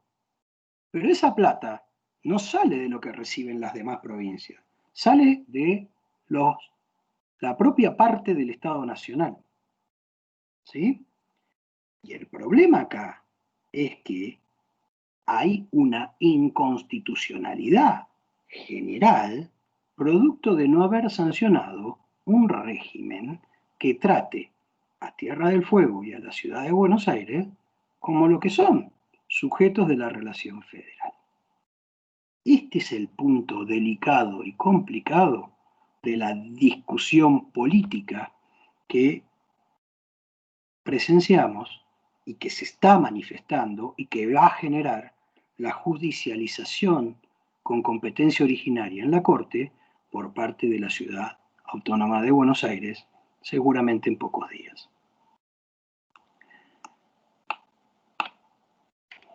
Bueno. Pero profesor, si le puedo hacer una pregunta, no entendí la última parte. O sea, el último fallo fue entonces sobre un decreto de en el 92 por la reducción del IVA. Perdón. No. Ahí me No. La de la reducción del IVA. Yo pensé que esto lo tenían más presente. Después de las PASO, el presidente Macri, por decreto, paso de ahora, o sea, hace unos meses. Entonces estamos en pandemia y parecen siglos. Después de las PASO, se redujo la alícuota de artículos de primera necesidad del IVA. Se la llevó a cero. Por necesidad. Fue por necesidad. ¿Un decreto ante una necesidad? No ahora importa, pregunto, entonces. no importa, fue un decreto. El problema que dice la Corte es que eso no lo puede hacer nunca lo puede hacer el Ejecutivo. ¿Me seguís? ¿Por qué porque la ley... mi pregunta iba justamente a eso, que todos sabemos que los decretos son ante una necesidad exclusiva, ¿no? No. Ya vamos a estudiar DNU, pero en principio te digo que no es así. Quedémonos con esto. Quedémonos con esto. Ni DNU, ni decreto común, ni decreto reglamentario. La Corte le dijo a Macri, vos no podés tocar esto por decreto, por ningún decreto. El régimen de coparticipación y lo que recibe la provincia no se toca por decreto, aunque haya necesidad y urgencia.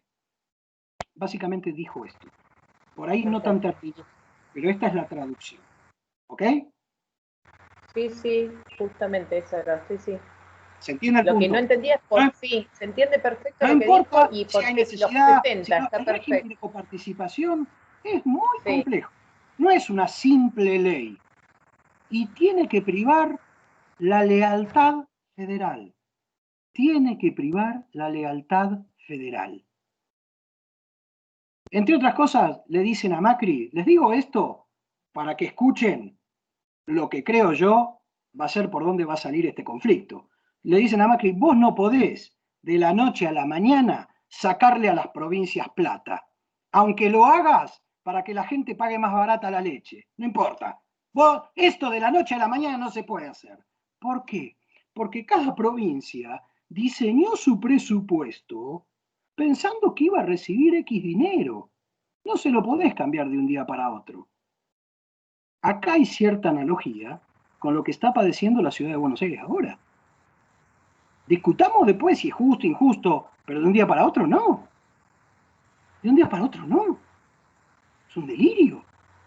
Es un delirio. Pero es una consulta con esto que dijo la compañera del DNU, que me entró. También no estaba prohibido porque, no sé si es así, pero yo sé que los DNU no pueden modificar cuestiones tributarias. Y también no va por ese lado, en realidad, que no debiera modificar. O sea, no modifica el tributo, está bien, no modificaba el IVA. Pero las condiciones sí, para las provincias. Y eso, en definitiva, es lo que repercute a nivel tributario.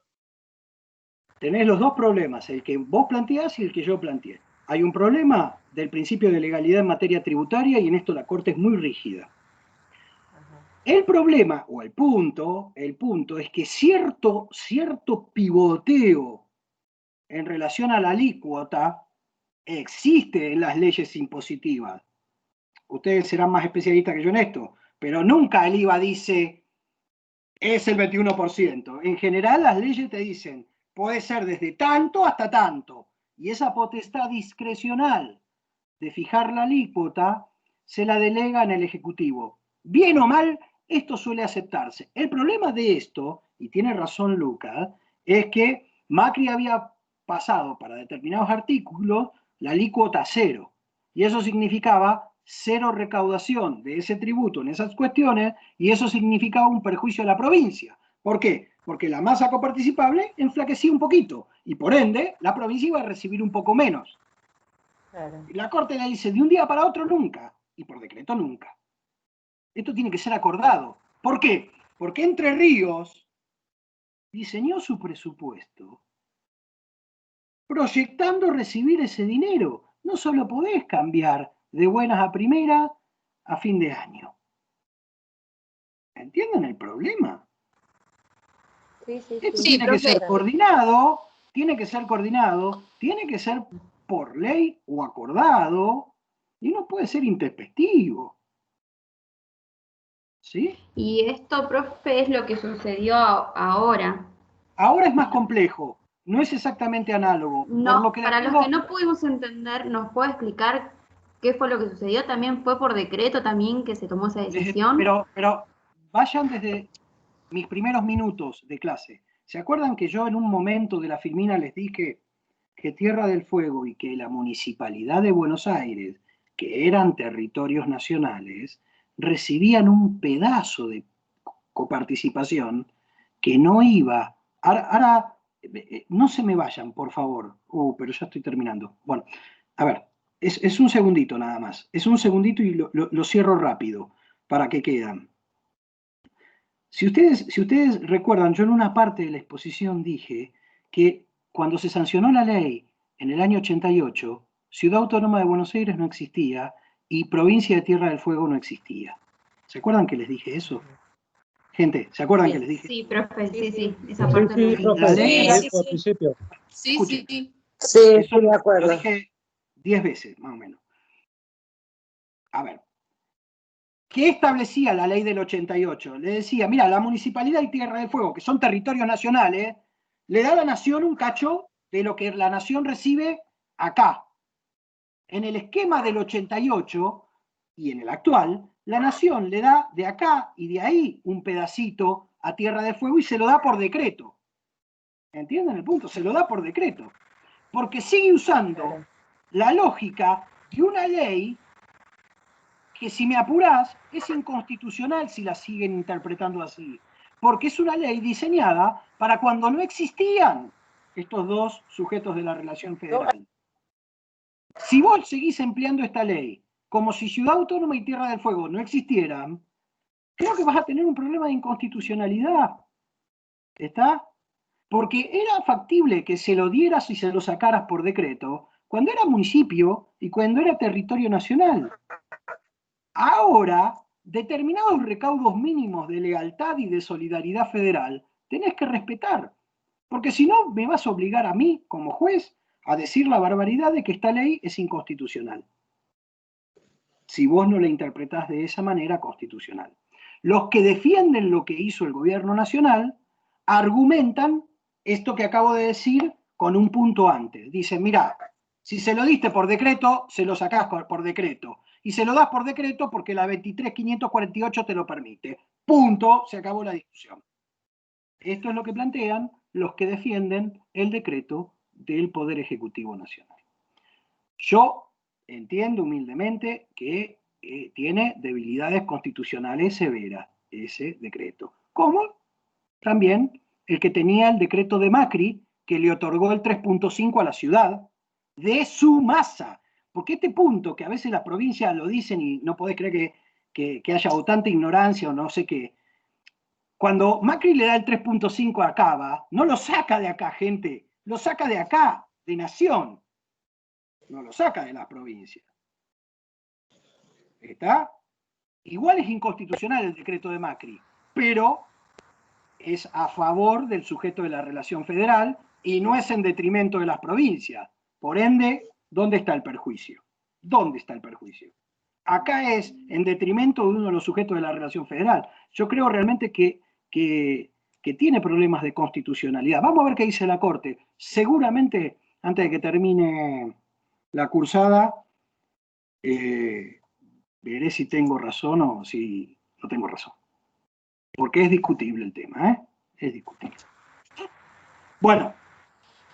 Profe, y además vulneraría el principio de legalidad en materia tributaria por el artículo 99, inciso 3 de la delegación, digamos. O sea, hay, como dijiste, numerosos fallos, por ejemplo, la Martona o Videoclub Dreams, que establecen puntualmente esto, que en las fuentes del derecho tributario, por ejemplo, los reglamentos o los decretos pueden abarcar contenido de la ley de contenido tributario, pero no pueden extenderse más allá. Pueden aclarar, como por ejemplo una resolución, la 125, pero no pueden abarcar más allá de lo que ya dice la ley de contenido tributario.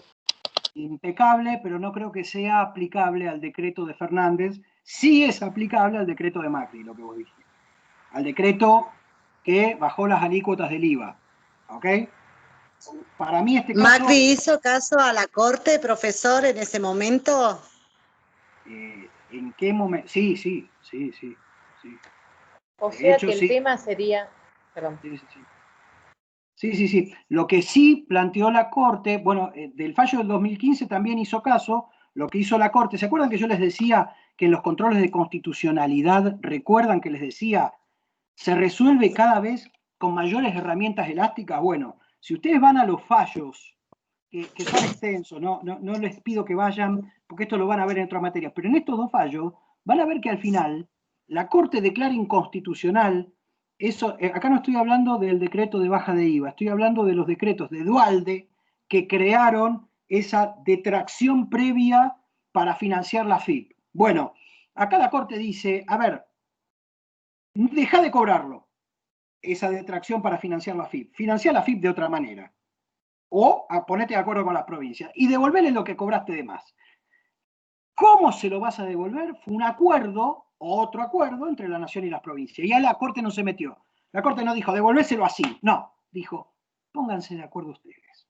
Si no se ponen de acuerdo, vuelvo a intervenir. ¿Entienden que esto en la declaración de inconstitucionalidad no tiene nada que ver con Marbury Madison? Acá te está diciendo, esto está mal, pero vos resolvelo entre ustedes para ese lado. Muy interesante también para ver este fallo. ¿Alguna pregunta, por favor, duda? ¿Algo que quieran señalar? Yo quería preguntar Me algo. despido, profesor, porque entro a otra clase. Sí, los que se van. Les agradezco la atención, gente. Está bien. Espero que se haya entendido algo. Sí, doctor. Bueno, nos quedamos, la próxima clase, profe. Los que se quieran quedar, pregunten. Yo quería hacer muchísimas gracias, doctor. A ver. Sí. Chao, profe, buenas noches.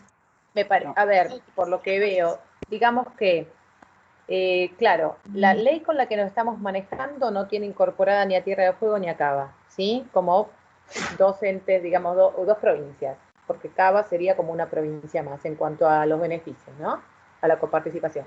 Como no está, hoy por hoy la Nación sigue trabajando igual que en ese momento con decretos de asignaciones de partidas, sería así lo que está pasando. Asignaciones de recursos, sí. De recursos, discúlpame, de recursos. Por lo tanto, la inconstitucionalidad cabe, porque acá hay una ley que si bien está desactualizada porque la Constitución marcaba que en el 96 se tenía que narrar la ley de coparticipación y no se hizo, desde ese momento venimos en falla, ¿no? 96 en adelante nunca se llegó a hacer una ley de coparticipación. Entonces, aún así, hay una inconstitucionalidad cuando estamos usando, si bien, entiendo lo que usted dice, sí son dos entidades tierras de juego y la ciudad autónoma son dos provincias, ¿sí? Ya de Argentina. El tema es que la ley no está. Entonces, ¿dónde está la inconstitucionalidad? En todo caso, acá tendría que hacerse por un tema de sentido común. No, no es solo sentido común. A ver, para Fernández... Porque la práctica para el presidente, para el presidente no es inconstitucional. Y para gran parte de la doctrina parte de la doctrina no es inconstitucional. Yo les di al final mi opinión. Y yo derivo mi opinión no solo de inferencias en abstracto, sino de jurisprudencia de la Corte para otros casos, pero que entiendo que los principios se pueden aplicar acá, y de lo que dice el 75 inciso 2. De ahí lo derivo.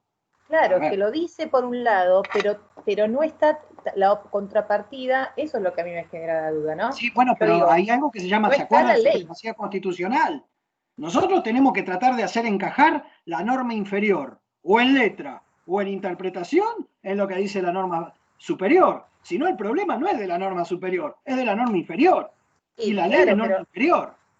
Lo que pasa es que la misma norma dice que se va a establecer una ley convenio para toda esta regulación. Como no está la ley, ahí es donde digo, ¿dónde está la inconstitucionalidad? Igual estoy de acuerdo en que las tendrían que asignar los recursos. Sujetos de la relación. Es lo mismo que se incorpora al Tratado Internacional de Protección de Derechos Humanos y seguimos aplicando, por ejemplo, en X tema, una ley anterior que no contempla la protección de esos derechos. Si vos sos abogada de esa persona, ¿qué vas a decir de esa ley?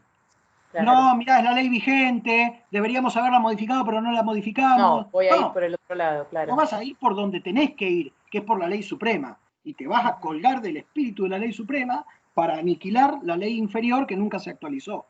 Claro. Vos vas a hacer eso como abogada. Claro. Salvo que te pague quien quiera que la ley siga vigente, debería hablar lo contrario. Claro, el otro. ¿Entienden?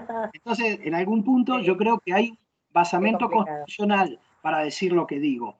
Igual no te estoy diciendo que lo que vos decís, por favor entendeme que me pongo de mente. Lo entiendo perfectamente. Vos estás diciendo algo muy bueno. De hecho, el presidente sostiene todo su decreto en cosas parecidas a las que vos decís. Por eso no está... No lo había escuchado igual, ¿eh? No lo había escuchado porque... Es que ustedes no tienen que escuchar. No escuché. Estimados y estimadas, ¿qué es lo que tienen que hacer ustedes para hablar de esto con propiedad el día de mañana? ¿Qué tienen que leer? Leer el decreto. El decreto y leer el decreto del jefe de gobierno de instrucción a la Procuración de la Ciudad para promover demanda originaria en corte. Y cuando tengamos la demanda originaria en corte, leer eso. Nosotros no tenemos que informarnos por los diarios. Si somos técnicos, claramente. Tenemos que ir a las normas. Pongámonos esto. A ver. Escuchá a uno hablar en televisión, doctores, magíster y qué sé yo, que no leen nada. A ver, nosotros demos la diferencia. Claramente. Demos la diferencia, gente. Pero entiendo lo que vos decís y no estás tan errada, Gabriela. O sea, lo que vos decís, mucha gente lo sostiene. ¿Entendés lo que quiero decir, Gabriela? Sí. Es que yo entiendo las dos posturas. También coincido con que claramente están establecidas la provincia de Tierra del Fuego y Cava y generan recursos realmente como para poder participar. Y sí, entiendo que es válido el planteo. Generar recursos no es un requisito para poder coparticipar. No, pero lo que me refiero es que es válido el planteo. Son sujetos de la... Claro, a eso me refería, que son sujetos también como para recibir la coparticipación que corresponde. Lo que pasa es que, bueno, este tema, yo desde que vengo viendo hay problemas, porque, bueno, está muy mal dividido todo. Desde ahora. Por algo no salió la ley. Estoy de acuerdo con vos. Franco, ¿vos querés hablar? Ahora. Sí, profe. Gracias. Tengo dos consultas. La primera, antes de que se le diera el 3.5% a Cava, ¿con qué se manejaban?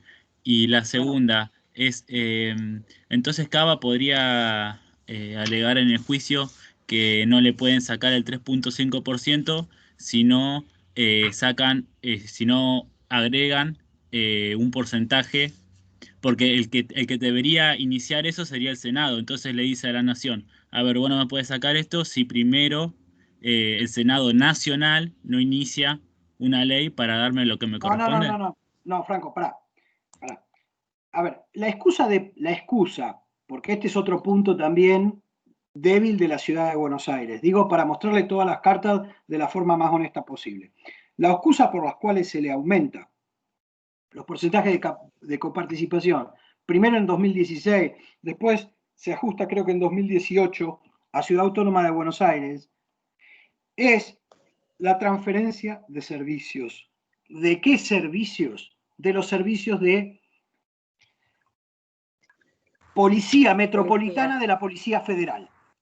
A ver, la Policía Federal sigue existiendo, pero un bodoque importante de gente, de recursos, de comisarías, de plata, de sueldos, pasó a la ciudad de Buenos Aires. Entonces, en algún punto hay un convenio de transferencia de los servicios de seguridad ciudadana que hacía la Policía Federal con todos los recursos, que no puede haber transferencia sin recursos. Esto es algo que está bien clavado en la Constitución del 94. Vos no podés revolearle a una provincia, bueno, hacete cargo de tal cosa, sin además darle los recursos si esa provincia no lo estaba haciendo.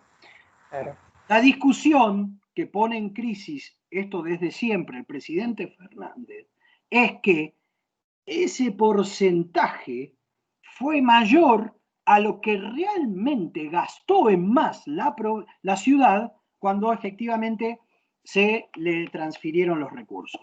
Y yo creo que en este punto probablemente la nación termine ganando.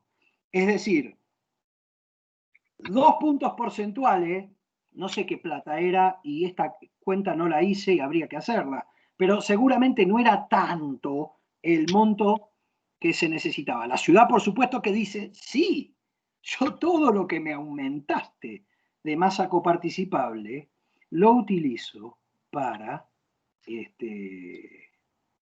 seguridad ciudadana en lo que vos me diste. Ahora, entendamos otra cosa. Yo no quise meterme en más temas, pero veo o entiendo que esto puede ser importante. A ver, yo les voy a dar este PowerPoint, pero otro punto a tener en cuenta es qué porcentaje coparticipado es lo que utilizan las provincias en la conformación de su presupuesto. Y ahí es donde vemos que la Ciudad Autónoma de Buenos Aires tiene de su presupuesto mucho dinero que autogenera por impuestos locales. Este cuadro no lo vamos a analizar ahora, pero este cuadro plantea 2 cosas. Uno, se llama el laberinto de la coparticipación. Este cuadro es en serio y en difícil lo que yo les bosquejé a mano alzada en otra de las filminas. Pero además este cuadro te marca acá en lo marrón del presupuesto de cada jurisdicción qué monto porcentual les viene de nación por coparticipación y qué monto porcentual es producto de los propios impuestos provinciales que siguen cobrando las provincias en tanto no sean análogas a la nación. Este es otro punto interesante para discutir y para ver. Porque este punto te muestra además qué grado de dependencia de la coparticipación tienen las distintas provincias en relación a los recursos propios que pueden generar ellas mismas. Entonces, no quiero avanzar demasiado porque seguro todo esto lo van a ver y bien profundamente en toda una materia. Pero esto también se los voy a pasar. Después, si quieren, hacemos una parte en otro momento, no la clase que viene, y discutimos algunas cuestiones más, como para que, si se quedaron con las ganas, sigamos pensando esto. ¿Verónica? Sí, bárbaro. Gracias, profesor. Sí. Verónica, sí. ¿La escuchamos a Verónica? Sí. Si nadie tiene una duda más, nos va. Ahora, le hago una consulta. Si bien se considera que la ley 23.548, ¿sí? No incorporaba a Cava porque todavía no era un Estado, un sujeto federal en esta relación federal, ¿no se puede entender que el 75, inciso 2, lo incorpora a la ciudad de Buenos Aires como sujeto al nombrarla? ¿Sí? No Tierra del Fuego. Sí, es lo que intenté decir toda la clase y me lo sintetizaste en 2 minutos. Está bien, estaría violando el derecho ese, listo. Está bien. Sí, es lo que intenté decir en todo este desarrollo. Yo creo que tiene que ser tratada como provincia. Y punto. Está bien. Listo. Y punto. Perfecto. Ir por ese lado, entonces. Magdalena. Igual me preocupa tu pregunta, porque significa que el que no fue claro fui yo. No, se entendió. Magdalena, dale. Sí, profe, le quería hacer una consulta porque como estábamos hablando de la CABA, yo me procuré una constitución de la CABA y hay una parte que dice economía, finanzas y presupuesto. Y estaba viendo en el artículo 53 que dice el plazo, dice proyecto de ley de presupuesto debe ser presentado ante el Poder Legislativo por el Poder Ejecutivo antes del 30 de septiembre del año anterior al de su vigencia. ¿Este sería el motivo del auge de lo que está pasando ahora, esta disputa entre el jefe de gobierno de la ciudad y Nación? No. Eso es, a ver, el año pasado, el motivo de la disputa es todo lo que acabo de explicar, los últimos 40 minutos. Pero a ver, el año pasado, el jefe de gobierno presentó a la legislatura de la ciudad de Buenos Aires un presupuesto de gastos del gobierno de la ciudad de Buenos Aires. Y en el presupuesto, esto por ahí tendría que haberlo tocado esta clase, el presupuesto es el cálculo de gastos, es el cálculo de recursos y la proyección de gastos. El presupuesto es decir, ¿cuánto voy a recaudar por lo que sea? Vos pensás, yo soy Rodríguez Larreta, digo, yo en realidad soy el ministro de Economía, ¿no? Pero voy a recaudar de coparticipación tanta plata, por ingresos brutos tanta plata, por multas tanta plata, por tal cosa, todo lo que recauda la ciudad de Buenos Aires. Dice, voy a recaudar 100. Y después, la ley de presupuesto dice, y lo voy a gastar. 18 a educación, 19 a salud, tanto a seguridad, tanto a esto, Eso va a la legislatura de la ciudad. Y la legislatura de la ciudad le aprobó, en diciembre del año pasado, la ley de presupuesto para el 2020. Entonces ahora, yo soy Larreta, y yo hice un cálculo de que iba a gastar 100 porque pensaba que iba a recibir 3.5 de X. Y ahora no, me lo bajaron a 2 o a 2 no sé cuánto. Como le pasó Entre Ríos. Como le pasó Entre Ríos. O como le pasó Entre Ríos. Pero la corte fue rápida en Entre Ríos. La corte fue rápida. La corte demoró menos de 2 meses en resolver Entre Ríos. Y fulminó el decreto, dijo es inconstitucional, se acabó, devolvésela. No le podés sacar esa plata. No, pero el IVA, que la leche con el IVA cero, no importa. Asumilo vos como nación. No es problema de Entre Ríos. A Entre Ríos, garantizale lo que hubiera cobrado con el IVA que tenía la leche, que era 10.5 o 21, no me acuerdo. ¿Entendés? Así dijo la Corte. Todo muy lindo. Por eso digo, puede haber cierta analogía con lo que ocurre ahora o no. Vaya a saber para dónde sale la Corte y pronto lo resolveremos. Probablemente tenga razón Gabriela o tenga razón Magdalena, probablemente tenga razón yo, no sé, veremos. Bueno, gracias, ¿alguna profesor. duda más? No, ninguna. No. Profe. Profe, ¿se puede decir que el inciso 19 del artículo 75 también habla de la ley de coparticipación cuando dice algo así de equilibrar el desarrollo de las provincias y las regiones en la cláusula del progreso? A mí sí, está muy bien, sí, pero también está en el inciso 2, que esto es lo que me faltó. Cuando nosotros leemos que en el inciso 2 habla de criterios objetivos, pero habla también que tiendan a un desarrollo equilibrado, ahí vemos criterios devolutivos y criterios distributivos. En el inciso 2 hay criterios devolutivos y distributivos. Gente, no los distraigo más porque ya me siento... No, gracias a ustedes Gracias, profe. Por la atención. Muchísimas gracias, profe. Estaba buenísimo la clase. Hoy mando el PowerPoint. Chao. Gracias, chao. Buenas noches, muchas gracias. Buenas noches, profesor, muchas gracias.